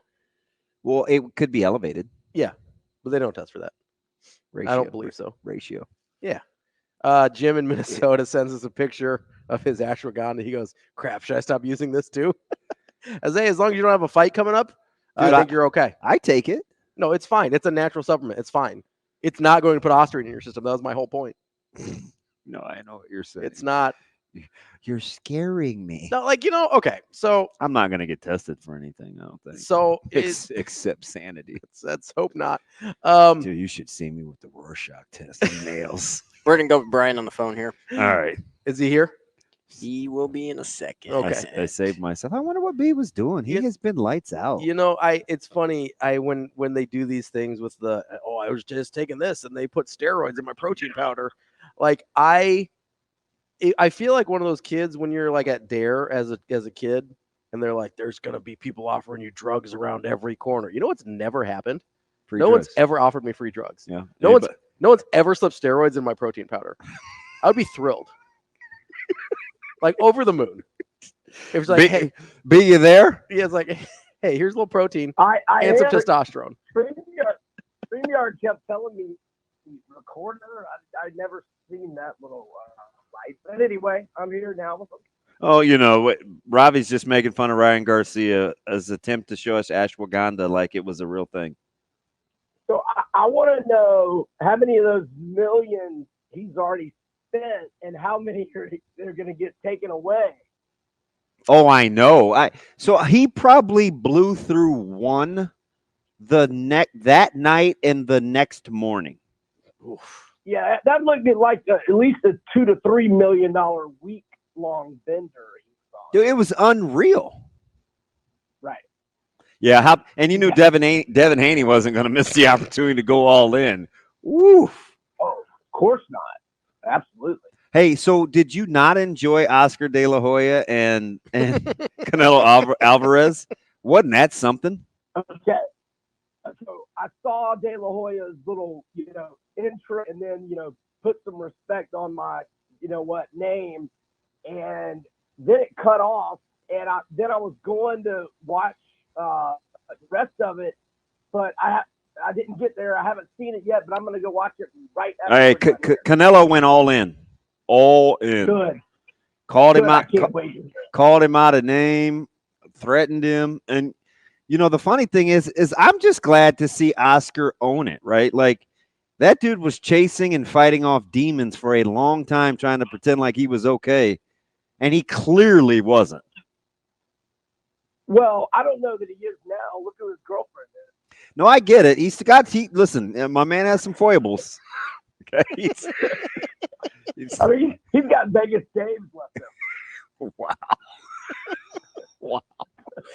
You give Munguia a puncher's chance?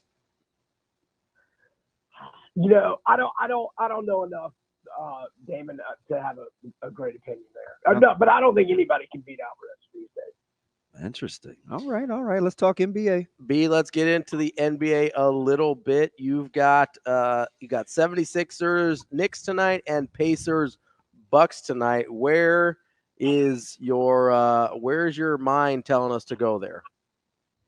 I mean, first off, my goodness, Tyrese Maxey. I mean, that was some Reggie Miller stuff at MSG the other night. I think the momentum's with Philly. You know, Bogdanovich being out for the Knicks, you know, on top of Randall is, you know, a pretty big loss. I agree. Yeah, and so with when Embiid's been in uniform, Sixers 21-6 straight up, 19-8 against the spread at home, and yeah, just all the momentum. I think Maxey will be nasty tonight. I think Embiid will be better than he was the other night. I mean, I know he had a triple double, but he was not himself the other night, and that you know the crowd will be an absolute madhouse. I like the Sixers -3. You've also got the Bucks and Pacers. The Bucks super short-handed.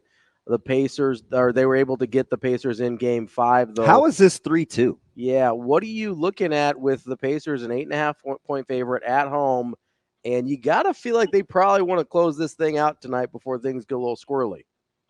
Yeah, but in the end, I can close it out and we can still cover. So I got to go Milwaukee here.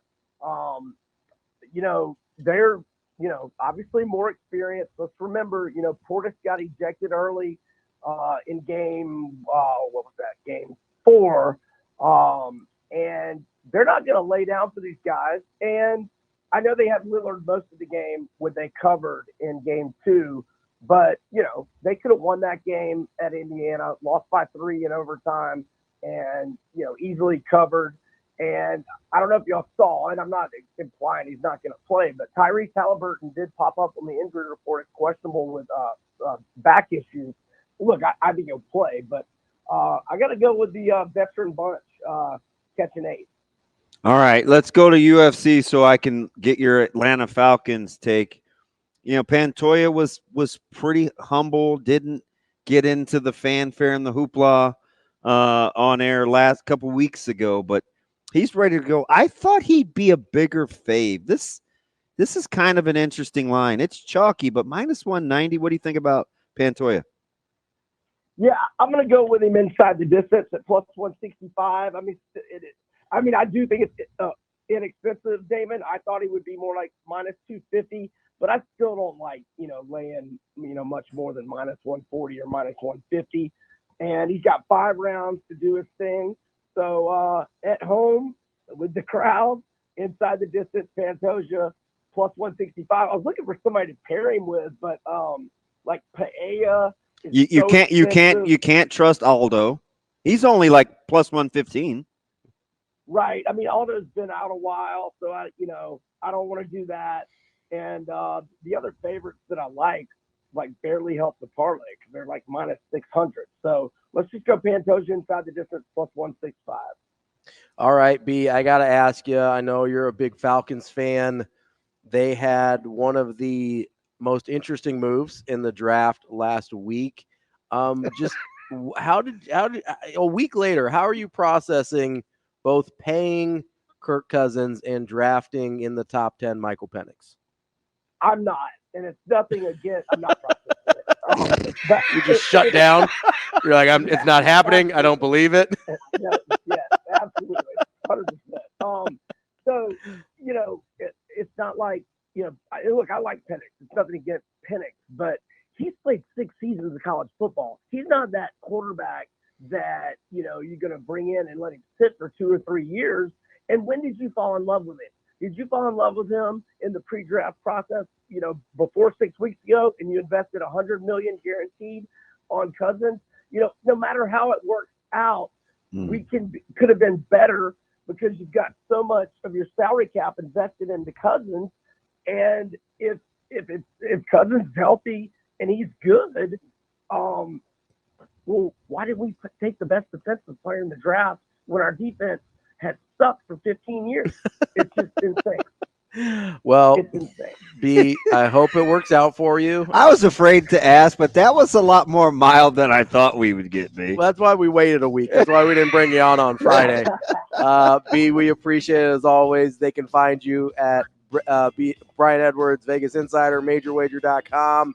Make sure you go check out B and all his work. We appreciate you, bud. Thanks, guys. Thanks, Brian. That's Brian Edwards, our Vegas Insider. Coming up next, the moment you've all been waiting for, Coach Matt Rhule will join us here on Hurrdat Sports Radio, AM 590 ESPN Omaha, ESPN Tri-Cities. Kicking off hour number 3 here on Hurrdat Sports Radio, AM 590, ESPN Omaha, ESPN Tri-Cities, KFOR in Lincoln. We're live on Twitter, Facebook, and YouTube.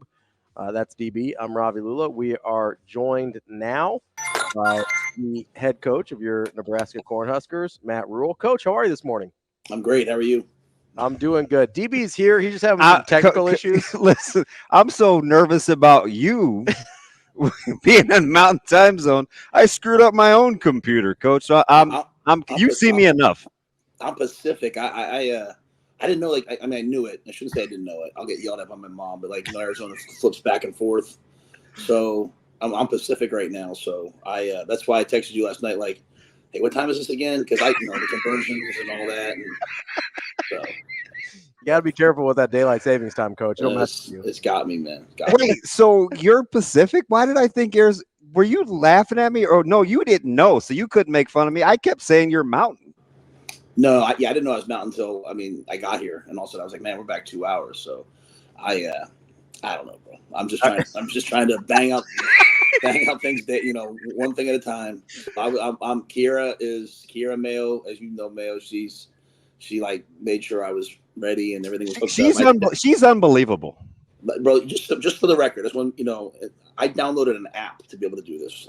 This is without my 11 or 8-year-old daughter doing it for me. This is I hope you guys appreciate this. So, Coach, I think that I'm DB's version of your 11-year-old daughter, because anytime there's a technology issue, I don't know what I'm doing either. That's why I never give you a hard time. I don't know anything either. He just hands me the phone. It's like, Ravi, please fix it. I was doing fine with my flip phone. I was doing fine before my phone. So I'm good. I'm cool now. But before we get started, because you were talking about kids, Zoe says now she wants bologna dumpings, and I blame you. It's bologna's dumplings. So. Hey, you know what? You got expensive taste, man. I love it. Coach, let's hop in here. Obviously, you got a lot done in the spring period. I think a lot of people were pleased with what they saw during the spring game on Saturday. But was there anything that you were hoping to accomplish throughout the spring that you kind of want to go back and get to work on in the fall? Some things that you maybe didn't quite get where you wanted to on. I look at everything kind of in its own self. So I thought spring, we accomplished a lot of things. There's still things though that I'm, borderline obsessed with. We need to find an elite punt return game. We can't just let people pin the field against us. We need to master the 4-man rush. Everything can't be a blitz. So there's lots of things that, while I know we made progress on, I'll have to see them. I'll have to see them in the fall. And just as importantly, a lot of guys on defense who play a lot of football for us, didn't play in all those scrimmages. They practiced day by day against us, but not in scrimmages. So, I'm anxious to get those guys back out there and get rolling. It's interesting. I listen to you, you just never off, right? And so I know, it's pretty demanding. I was listening to you talk about Thomas the other day, and you were describing loyalty, and he's never satisfied. And I couldn't help but to think, and listening to you and your affinity for him, he sounds a lot like how I've come to know you over the last couple of years, right? Hard charger, never really satisfied, always on the gas. When you talk about him, do you see some of yourself or his character traits? Is that why you guys have such a good connection like that? 100%. I think it was early in the press conference, the first spring, I said, Thomas is wired just like me. He's really just like Christian McCaffrey. There's some people who want, and this is fine, but they want to be told, they're doing well all the time, and they want to know what they're doing well. There's other people, I look at football like, hey, let's eliminate the defects. Let's get rid of the things we don't do well. And then all you're left with is things that you do well. That can be kind of painstaking because you're always talking about the negative things, but it's what I believe. And it's what Thomas does. And so, he's obsessed with it. In the day and age where a lot of guys want to talk about NIL, all he wants to talk about is getting to the NFL. I love a guy who's like, hey, I miss the days of hey, coach, why am I not getting the ball more? Give me that. I want that. Not, hey, my marketing person wants me to get this. And I get it. I'm fine with it. But I love guys that are wired like Thomas is wired, right? And the NIL go, is fine. I'm just not saying anything negative. I'm just saying Thomas is wired. He wants to play and he wants to make plays, and so his nature is very much like mine. And I do want to say this: when I mentioned loyalty, loyalty comes in all different shapes. Like Chief Borders left us. Chief was loyal. Chief stayed through the spring. He graduated. He did a tremendous job. As he left my office, he was like, man, because he knows my daughter, he's her favorite player. He was like, tell my sister I love her. Like, he's doing the next step in his life. He's not quitting us. He's moving to the next thing. There's some guys, that might come in and just leave you for more money and you're not planning on it. Chief did everything right. He played the spring game, played his heart out in the spring game. So he showed loyalty. Thomas shows loyalty. And that's why I think we have a chance to be a pretty good team, because those players are bringing that. That was long. I'm sorry. No, you're good. No, Coach, I appreciate that. And, I find myself thinking a lot, because it seems like you have a lot of guys that are wired that way on your team, whether it was Chief, whether it's Thomas. Seems like Heinrich Harburg's kind of cut out of that same mold. We just heard Ethan Piper at the lead stuff, kind of having that same mentality. How do you find that in guys? Is that something you are specifically looking for when you're bringing guys in, either from high school or transfers, or is that something that you think you can help foster once they get here as a coaching staff? That's a beautiful question. Let me say this. When I got here, there was a lot of it here. Mm. So that's a credit to the previous staff. It's a credit to Scott and Nikki and all those guys. There was a lot of those types of guys here. And I think what happens in recruiting is sometimes you get so tempted to go chase, the talent only, that you bypass a lot of this. You talk yourself out of it. Oh, we'll get him to do this and we'll get him to do that. You have to, in my mind, put enough players that are wired this way in the locker room that it becomes the norm. Mm. That if you're not I say all the time, functional people look dysfunctional to dysfunctional people. Like, dysfunctional people look at normal people and say, what's wrong with that guy? Yeah. And so, you put enough functional people, and I didn't quite appreciate the volume of the roster when I got here. I was used to having 105, 110, 115 guys. You could really, and that's not that I didn't love them. I was a walk-on. You could really pour into. What I found is if you put enough Grant Taggies and Cooper Hausmans and Isaac Dickies and on and on and on, guys not on scholarship in the locker room who bleed Nebraska, and who bleed hard work, it just carries over to everybody else. Like Vincent Shavers showed up, and his lifting partner was Isaac Dickey. And the jumps that Vincent made in the offseason were due to him, but were also due to Isaac. And Isaac, hey, this is how we do this. This is how we're doing it. And they became great friends. So I think putting the right people in the locker room and being at Nebraska, you're surrounded by the right people. Coach, I've watched you a long time now and talked to you quite a bit. How you strike me as this person that can, like, either you thrive, you like to, or it's just natural to function at a high level in chaos, right? Like you it's high intensity and you expect guys to perform. Is it modeled? How has it been so effective as you kind of got the culture to come around emotionally, where it's like, you don't make excuses, we don't whine, I hear you say, figure out a way to get it done. We'll figure it out. We'll figure it out. And you don't really bat an eye at what isn't going on. It's how do you function with what is going on? Well, you got to hear me behind the scenes, though, Damon. I'm ripping Susan and Sean and everybody else.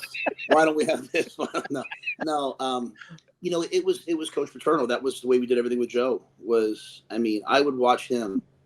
Whereas I hear about Coach Osborne and how, like, calm and stately he was. Coach Paterno would, put so much pressure on you, and it was almost like a rite of passage. Once you kind of got through that and proved that you could handle that, he moved on and went on to the next young player. And, I think now in today's day and age where the players are always, everything they do is being evaluated and seen and really filmed and taped and watched, right?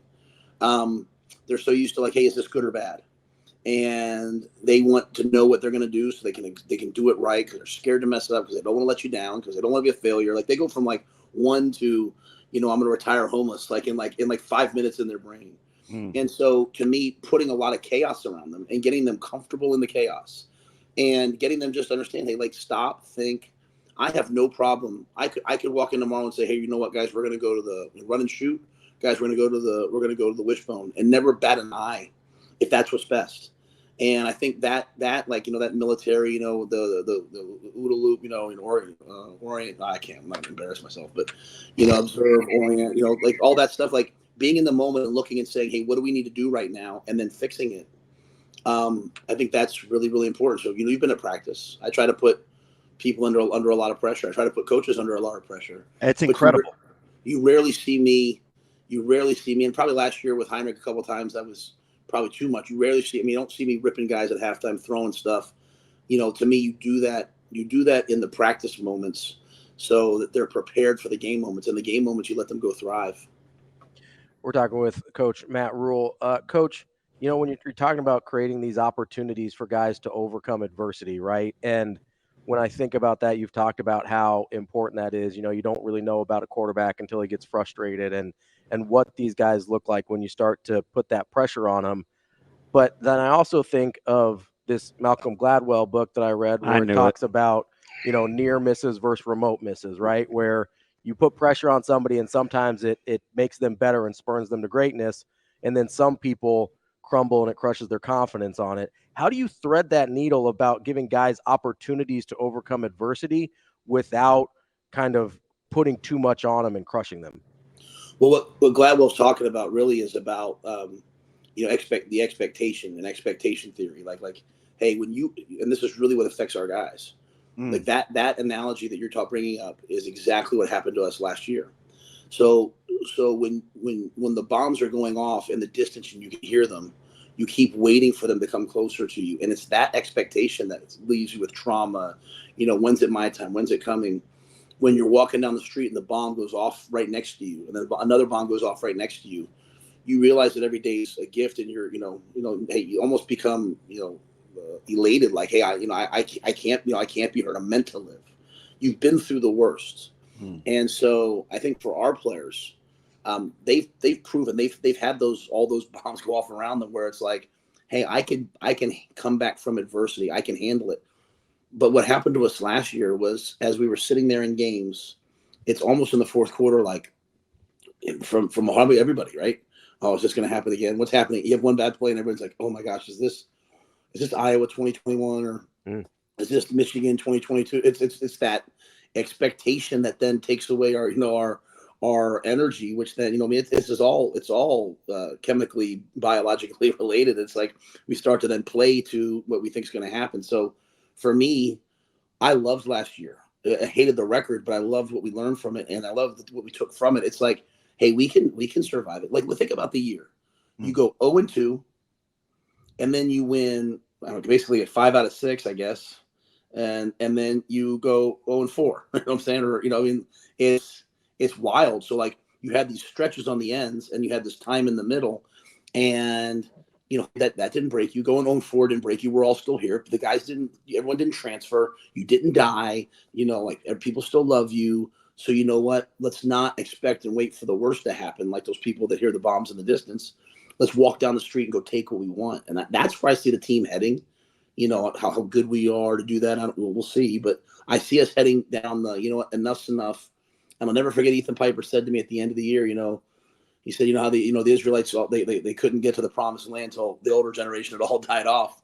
Pipe was like, a lot of us have been through a lot, Coach. And I can see now how having the young players in the program who don't remember these other games and don't remember that narrative, how they just are like, hey, we lost a close game, not, wow, we're cursed. So getting rid of and it goes back to Damon's last question, getting rid of the excuses, getting rid of the poor me, the victim mentality, getting rid of, hey, we're cursed, and just saying, catch the snap, block the punt, hit the in cut, don't throw a pick. They just do what you do and go win the game. And that to me is the next step for our team. It's interesting. Those practices are super high intensity. You're right. And there's a ton of strain on your staff. I talk about all the time. It's not only your coordinators and assistant coaches, the support staff. There's a modeled way. When you carry business like that, and it seems very natural for you, how much of that do you think is immediately trickled down to the players when they see other people function and hit curveballs on like a 2-0 dead red count, that they get it naturally too, just because it seems like that's how you just do business.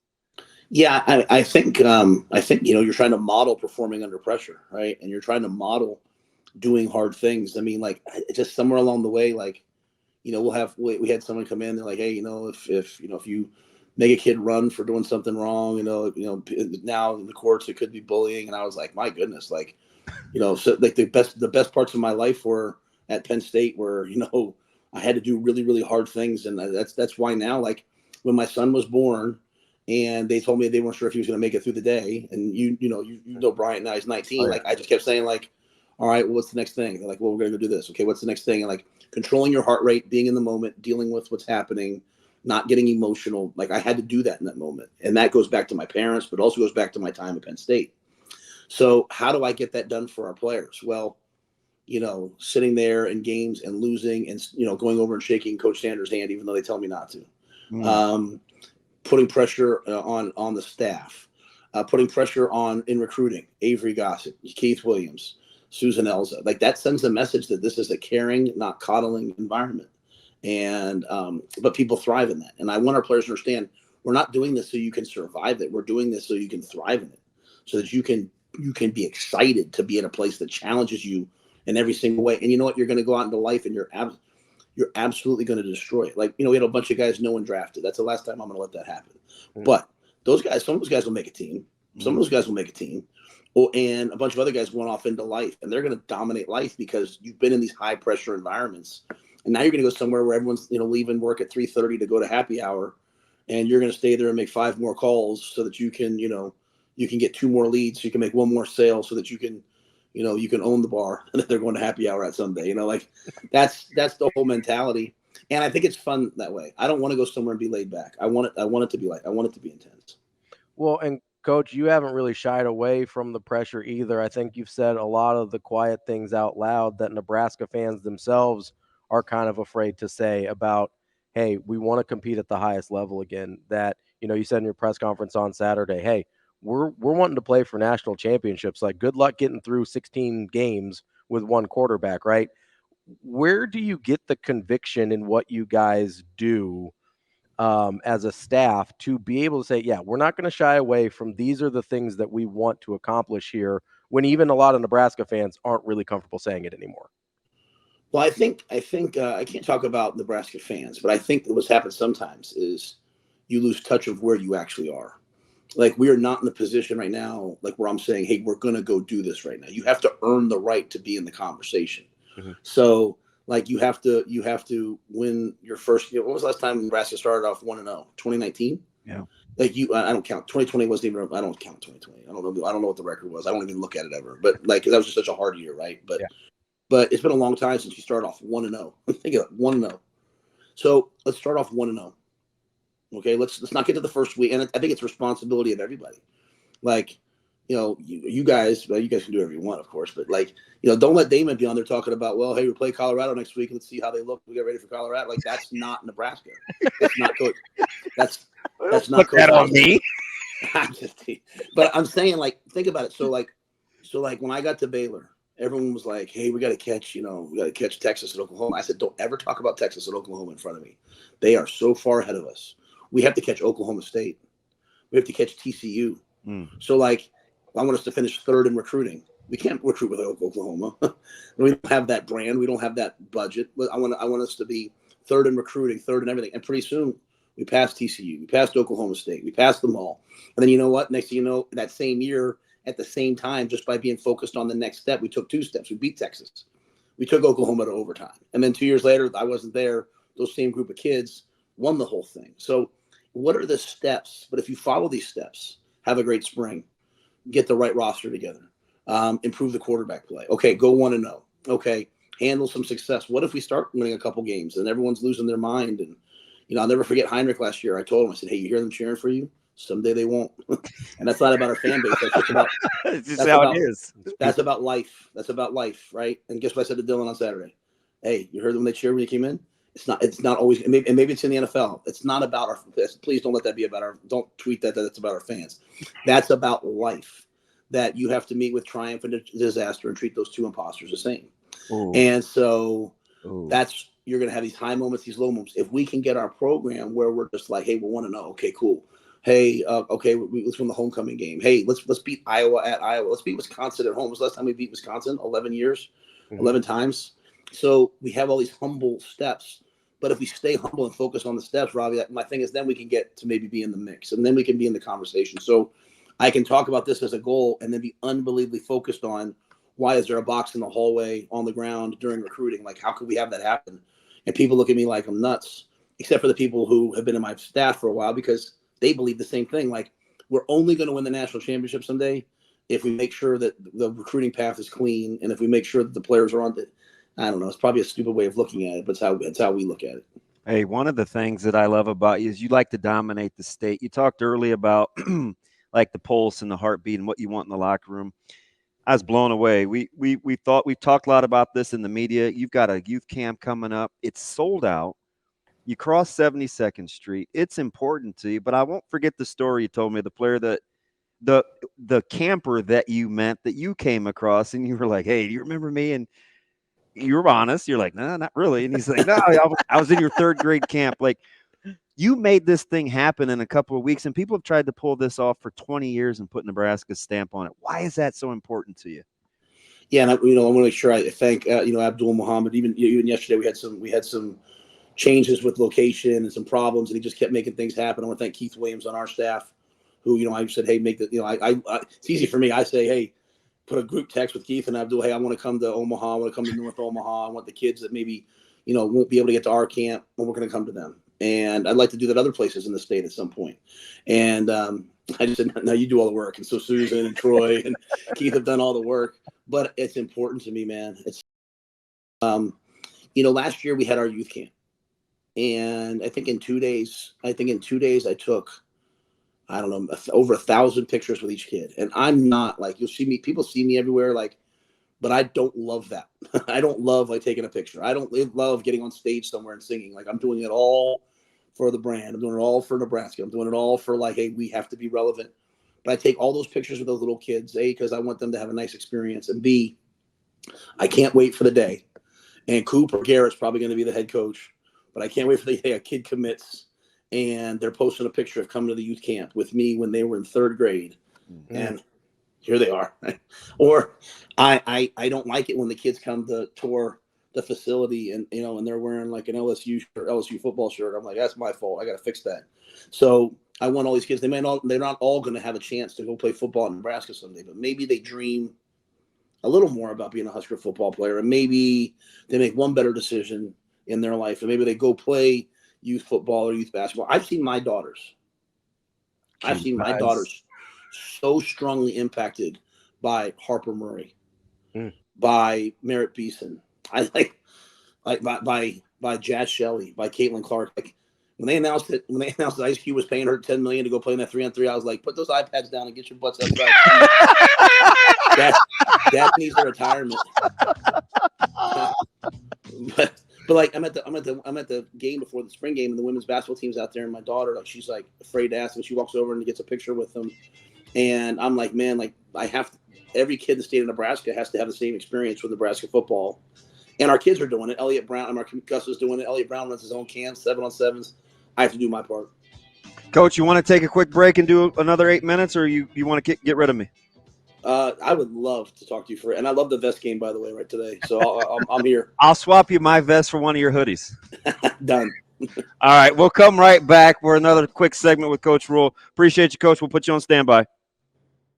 We're back here on Hurrdat Sports Radio, AM 590, ESPN Omaha, ESPN Tri-Cities, KFOR in Lincoln. That's DB. I'm Ravi Lulla here on the Pillar Exterior stage. Coach Rhule has been kind enough to join us for one more segment here. Coach, appreciate you sticking around with us. And I guess this is a terrible segue, but speaking of guys sticking around, you've had not a lot of attrition in the portal, obviously. You were able to keep Coach White when he had a lot of opportunities. And one of the things that you said that kind of keeps kicking around my brain here is when Tony decided to stay, you said, we rewarded him after he decided to stay. We didn't try and convince him to try and stay with a new contract. Why is that distinction so important to you? Yeah, and to be fair, I would have paid. Fair enough. Fair enough. I think it wasn't one of those deals where like he wasn't out trying to leverage us. Is what I'm saying. Like he had legitimate people calling him, and you know, he's going through this really for the first time at this level, right? And you know, and I'm trying to help him navigate the, hey, I want you to go be a head coach, but I don't want you to be a head coach at a bad job, especially in today's day and age. Like, and but I don't want you to be a coordinator for someone else, you know, because they're convincing you that they'll either pay you more or, and really for Tony it wasn't money. It was like, or they can help you become a head coach faster. So, and I just think Tony was the whole time was just so honest, was so transparent, was so expressive of, hey, I want to be here. Like, you know, Angela loves it here. The kids love it here. So it was kind of clear, like, okay, he's not going to go down, you know, he's not going to take one of these head or get one of these head coach, however it worked out. That's what I meant. Like, hey, he didn't come in and say, hey, I need this to stay or else I'm doing this. Right. I came to Arizona with him to this conference. And yesterday, you know, I made him deal with some of the, you know, as you're dealing with portal stuff. I made him, you know, hey, you know, you go talk and have this conversation. He got on. He kind of had this look on his face, and it was with Troy Dana too. And I said, hey, you sure you want to be a head coach number one? I said, let's not get mad at the fellas. You know, hey, coach, you know, I can get this money somewhere else. You know, they're trying to, you know, I'd like, you know, maybe I need to go talk to 1890 about a new deal. I said, you did the same dang thing, bro. And I looked at Troy and I said, and when we win someday, I'm doing the same thing to you, Troy.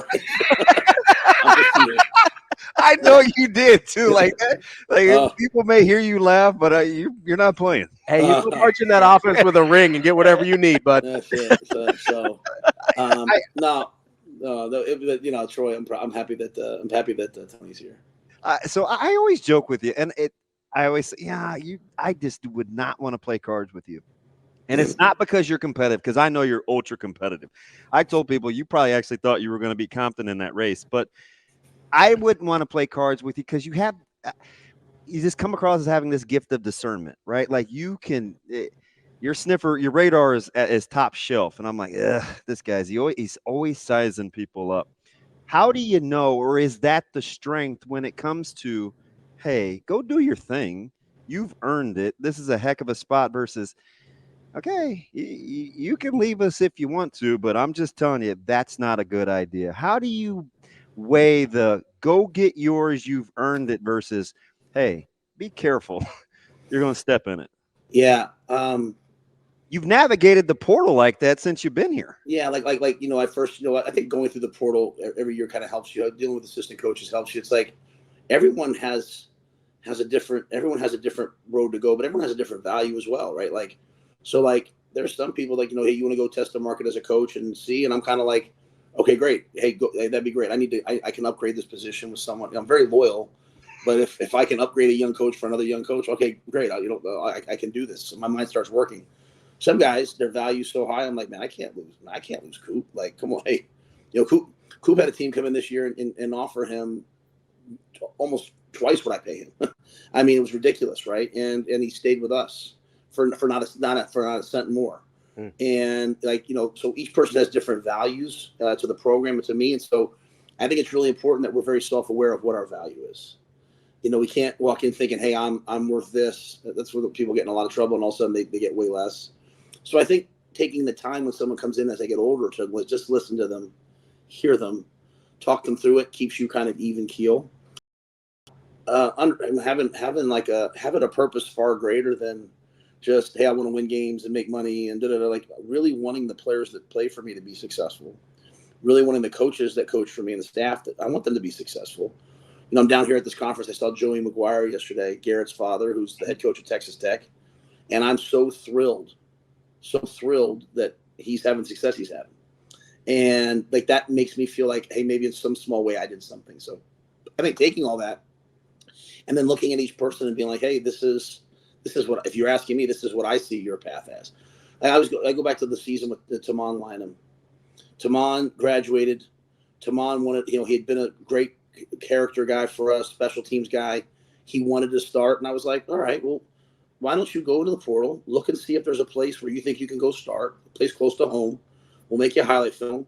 I'll call anybody you want. And if you don't get what you think you want to get, then just come out of the portal and come back to the team. Now, a lot of coaches won't do that. They're like, what do you – now, I'm not talking about hey, I'm going to go in the portal, become a free agent, go around, look at money offers, and then come back and leverage you, coach. Well, I don't know if maybe I would do that. Depends on how good the guy is, right? If and I just think that's where you have to be really honest with guys. Like, hey guys, this is the NFL. This is life. Everybody has a different value. Don't hear me now. Don't ask or expect more than what your value actually is, or you'll be disappointed.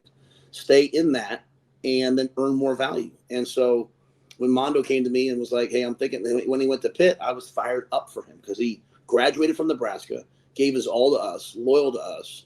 And I still text with him, when I'm allowed to. Like, hey, I love you, man. Keep doing what you're doing, because he's a former player of mine. That to me is how you look at the staff of people, and that's not how we look at our own kids. Like, I'm sure you're going to handle things different with Caleb than maybe you do with Zoe, right? Yeah. You know what I mean? Like, I handle things different with Vivi than even Leona, and so trying to be equitable, but everything can't be equal, I guess. Coach, I'm interested about what you're talking about with coaching staff there, because you've got a history of like sticking with really young coaches, hiring guys that maybe haven't worked in the college game before. It almost seems like you enjoy coaching your coaches as much as you do coaching the players. Like, is that perception accurate? Because it seems like you get a lot of, I guess, satisfaction out of, like you said, seeing those guys go off and succeed other places. Yeah, I think I definitely like that part of it. I also need people that can handle the pace and the expectation level. Yeah. That can live the way that we want to live. And most importantly, that wake up every day saying, I want these players to wake up someday and say my life's better because I was there. So I have to every day come in and try to, pour into the lives of young people. And that's really a high school coach's mentality. Okay. That's my father. That's Garrett's father. That's why we were so close. I don't need superstars. I don't need mercenaries. I don't need, hey, I'm the third best recruiter on, Rivals because I did this, and this. That's great if we did. I mean, Donovan got those kind of accolades last year. I'm saying I want coaches who are like, hey, that kid's a no-star recruit, and he ran a 10.6, and he's 6'2", and he can do this. Hey, I'm going to go get him and not worry about anything else other than the University of Nebraska in this roster. And so that to me is, that was the hardest part in the NFL was the staff and the turnover that's almost expected. You think back to Nebraska's greatness, and you're talking about Coach Darlington. You're talking about Coach Teneper. You're talking about Ron Brown. You're talking about these coaches that have been here forever. And there's a consistency that it brings to the roster. There's a consistency that it brings to the players. If all you ever do is fire a coach after a bad year, okay, you're telling the players, hey, when things get hard, you should leave, because you're doing the same thing as the coach. Now, if a coach isn't doing his job or not working, I got no problems. I got no problems. But guys that come in every single day and I see them fighting, scratching, clawing, like, I'm just going to try to improve the roster around them. I'm trying to improve what I'm giving them. But I want that consistency. And I'll finish it by saying this: it's why I don't want 1,000 transfers. And some of the kids got reported, like they came in somewhere in January and they tried out for the spring basically, and then the coaches sent them out somewhere else. Like, what we're doing is wrong. And so I want consistency in relationships and stability. And I want people to say, if I go to Nebraska, it's going to be a great place. Like, think about Heinrich. Like, I know people are talking about other things. Mm-hmm. To think that young man went out there in that game after winning 5 games, heard the crowd roar for a freshman, cheered him on, patted his on his back, came in the next day and wasn't in the portal. You tell me any other quarterback in college football that would show how much they want to give to a university than Heinrich. And that's not Heinrich versus Danny. That's not Heinrich versus Dylan. That's all of them together. Like, you know what? There are 3 people trying to chase their dreams. And so I want to be around people like that. Whoever's going to play is going to play. Like, I want to be around people like Heinrich. I want to be around people like Sat. Like Sat, people would crush Sat to me last year. And I'm a big fan. I'm like, that. If only you knew. I said to Damon one day, you know what it is, Ravi? It's like a guy gets stabbed on the subway in New York City, and a doctor is going home from work, runs over, he tries to sew him up and save his life, right? And he's under the dire circumstances. He's working like that, and he gets to the guy gets to New York Presbyterian. And the doctor's like, "These are terrible stitches. I mean, who did these?" Yeah. Who did this? Like, judge us in year 3. Judge them in year 2. Judge us when we're in the operating room and we're we got all the utensils. Don't judge us in year 1. Oh, you always save the best for last, Coach. We appreciate you, man. Hopefully you enjoy the conference. Give Coach White, the staff, my best man in Scottsdale. I appreciate you getting up early with Pacific time. Thank you, Coach. Thank you, guys. Thanks, Coach. That's Coach Matt Rhule here on Hurrdat Sports Radio. Coming up next, Michael Bruntz, Husker 24/7. Wrapping up the show here on a Thursday on AM 590 ESPN Omaha, ESPN Tri-Cities, KFOR in Lincoln. That's Hurrdat Sports Radio, live on Twitter, Facebook, YouTube. And we're brought to you by a new friend, Durkin Designs. Durkin Designs is your one-stop shop for your backyard dreams, offering paver patios, retaining walls, water and fire features, lighting, cleanups, maintenance, mulch, trees, shrubs, perennials, whatever you can think of, they've got you covered. Durkin Designs offers free estimates and designs. Trusted professionals with over 50 years combined experience. Call 402-690-4998 or find them on Facebook at Durkin Designs. Joining us now is one Michael Bruntz from Husker 24/7. Bruntsy, how are you this morning? Not bad. How do I follow that up? It's like the Beatles just played a set, and they're like, this guy's going to come in here and play a couple songs on a washboard here. Yeah. What are we doing? Bruntz, I'm going to be honest with you, bud. I used all of my good questions on Coach. This is kind of on you. I need you to carry this thing, okay? I'll do what I can. At least you have a no-hitter to talk about. That helps. He's something true. else, We though, can right? talk about that. Like he just it doesn't really matter what you ask him or how you ask it. He doesn't need a script. He just doesn't really blink. No, he doesn't. And yeah, I mean that you got 40 minutes there of why I think he's been able to kind of communicate things so well, and I think when you can do that, you benefit, your team benefits, everybody's falling in the same direction, and frankly, I mean, the fans I think get what's going on now too. Like I think that helps. All right, Brunsey, let's get to that no-hitter that Nebraska baseball had last night. Jackson Brockett, Elkhorn South guy. And, I made the distinction earlier today with DB that it was a good no-hitter, not one of those crappy no-hitters you see sometimes where, Edwin Jackson's walking 8-9 guys and throwing 200 pitches. Like it was a tight, solid no-hitter by Jackson Brockett. 107 pitches, 71 strikes, I think it was. 12 Ks. And let's go. Two walks. 12 Ks, 10 ground ball outs. Like it was a very it was a very workmanlike no-hitter. And I have to say, pretty darn improbable. I mean, these what is it, 70 years or so since Nebraska last had an individual 9-inning no-hitter. And I don't know that I probably would have had Jackson Brockett on the bingo card to be the one to break that streak. So yeah, there's been some pretty good starters since then. But that feat belongs in the lore of, I don't know, of improbable things. Maybe the Northwestern Hail Mary. Yeah. It's up there. It may be one. I mean, you think when, about when it. did they tell him he was taking the bump? It was yesterday morning, right? Yeah, I mean he was the option. I mean, they used 8 guys the night before, and he'd done 5 innings. You get into the game. I think if Nebraska probably was being honest, they probably would have taken 3 innings from Brockett. And yeah, I mean it's you got to remember the guy hasn't thrown more than 40 pitches this season. He's pitched 3 times since February. Like he basically had been a non-factor. Teams are hitting almost 500 off of him this year. I mean, it's just incredibly improbable that he was going to be the guy to do it, and just looked in complete control the whole time. And it wasn't like it was against just like a bunch of punching Judies either. I mean, this was a K-State lineup that was it's a top. Going into that game was a top 40 RPI team, a really good lineup that had, been pretty good this year, and he just really shut them down from the get-go. There really weren't any stressful moments in it for the most part. I mean, a guy barreled one up in the 9th, but other than that, it was pretty calm as far as those things go. Bruntz, for all our hand-wringing and midweek talk, and we got off the 5 or 6 week schneid of a midweek win. you wake up and it's like, let me go see what old Nolan's got. 20 for Nebraska's RPI. Much ado about nothing before, or hey, you know what? Two things can be true at once. We had some concerns.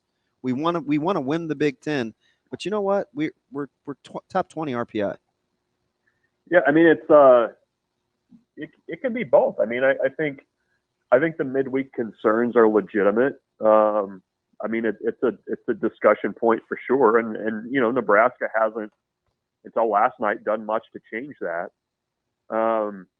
At the same time, I think people need to understand that with the way college baseball works, if you're able to schedule games early in the season against teams that are likely going to win a lot of games or be competitive in their own conferences, and you happen to win those games, it buys you a lot of leeway when you get into the back half of the season. The Big Ten is not great this year, and you know, the last 10 games into the clubhouse for Nebraska, there's not much margin for error there, because I think that only one of the series is going to be a top 100 series. So you got to take care of your business. But, you know, for as much as Nebraska baseball over the last 15 years has struggled to get off the strong starts, they finally did this season, and you get rewarded for that. That's how RPI benefits teams that get off the strong starts. So, you know, I think, you know, you're still on the fringe, you know, host discussion conversation right now, in spite of, you know, really kind of stubbing your toe in the midweeks over the last month. And, you know, I think there's, you know, have to feel pretty good about what their NCAA tournament chances at large are, just because they were able to do so much at the start of the season. And that's been something that's kind of eluded this program for a long time. It's always felt like they've been playing catch up a little bit, and that's one of the reasons that they didn't make the tournament last year. I mean, basically by the time April rolled around last year, you knew Nebraska was going to have to win the Big Ten tournament. Part of it was the midweek struggles, but a big part of it was they didn't take care of business early in the year. So, you know, this team has set themselves up well, and they have an opportunity to play good baseball over the last 10 years. Yeah, so the last 10 are going to be critical, because now I'm thinking, you know, if they get on a little bit of a heater, and they typically win weekend series, so this isn't a stretch in terms of them getting on a roll. Could you see them moving back into a position to host? It's going to be tough. Okay. You know, it's going to be real tough. I mean, you're going to have to get on a real heater, probably win some games in Omaha at the tournament for sure. And, you know, not if you drop a game or two, you kind of have to drop the right game, if that makes sense. Mm-hmm.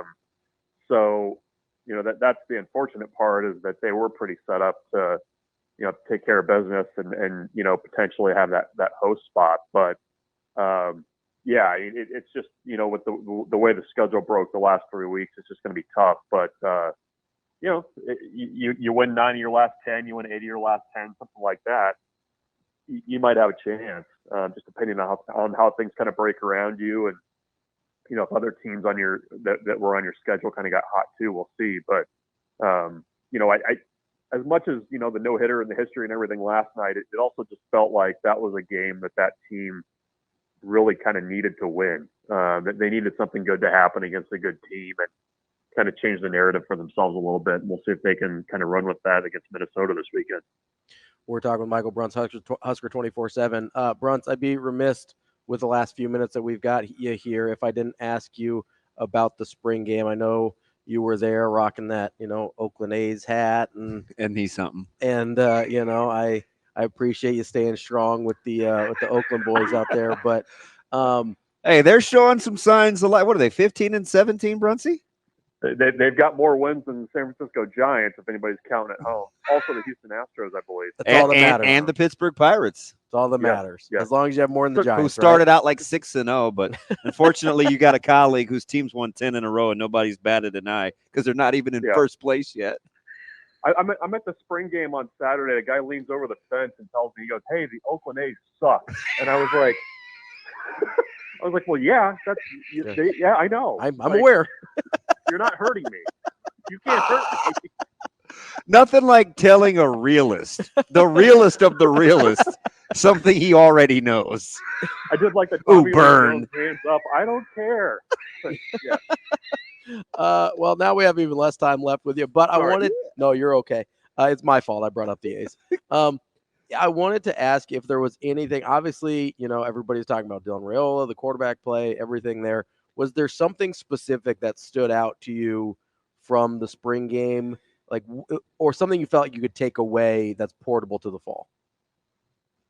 Yeah, I mean, just the depth of weapons on offense, I think, was probably the biggest takeaway. I mean, it's obviously the conversation is about the quarterbacks and what that's going to look like, and how do you kind of make young quarterbacks successful. And I've been impressed with the way that they've kind of reformed and reshaped the amount and depth of talent that they had around them. Certainly the wide receiver position is a big part of that, but the tight end spot's a little bit deeper than maybe what I was expecting. I think there's a couple of those young guys that may not even be in the conversation, even though they probably could be. If in most normal years with the guys that they have there. Running back, we'll see, once Ramir Johnson and Gabe Irvin are back, what that kind of looks like. But I mean, it seems like they've got enough playmakers to where you can kind of make things function and make it look good, and pair kind of nicely with that defense. So that was, I think, probably the thing that I took away the most was if you can operate with efficiency, not turn the ball over, that's a group that I think can be pretty competitive and maybe win you a game or two in the Big Ten if you have to. Hey, Bruntzy, the sun's going to come up tomorrow. You don't say. Bruntzy, hell of a job following the Beatles with your banjo. We appreciate it as always. We'll talk to you again next week. Thanks, Mike. Sounds good, guys. That's Hurrdat Sports Radio. We'll be back tomorrow.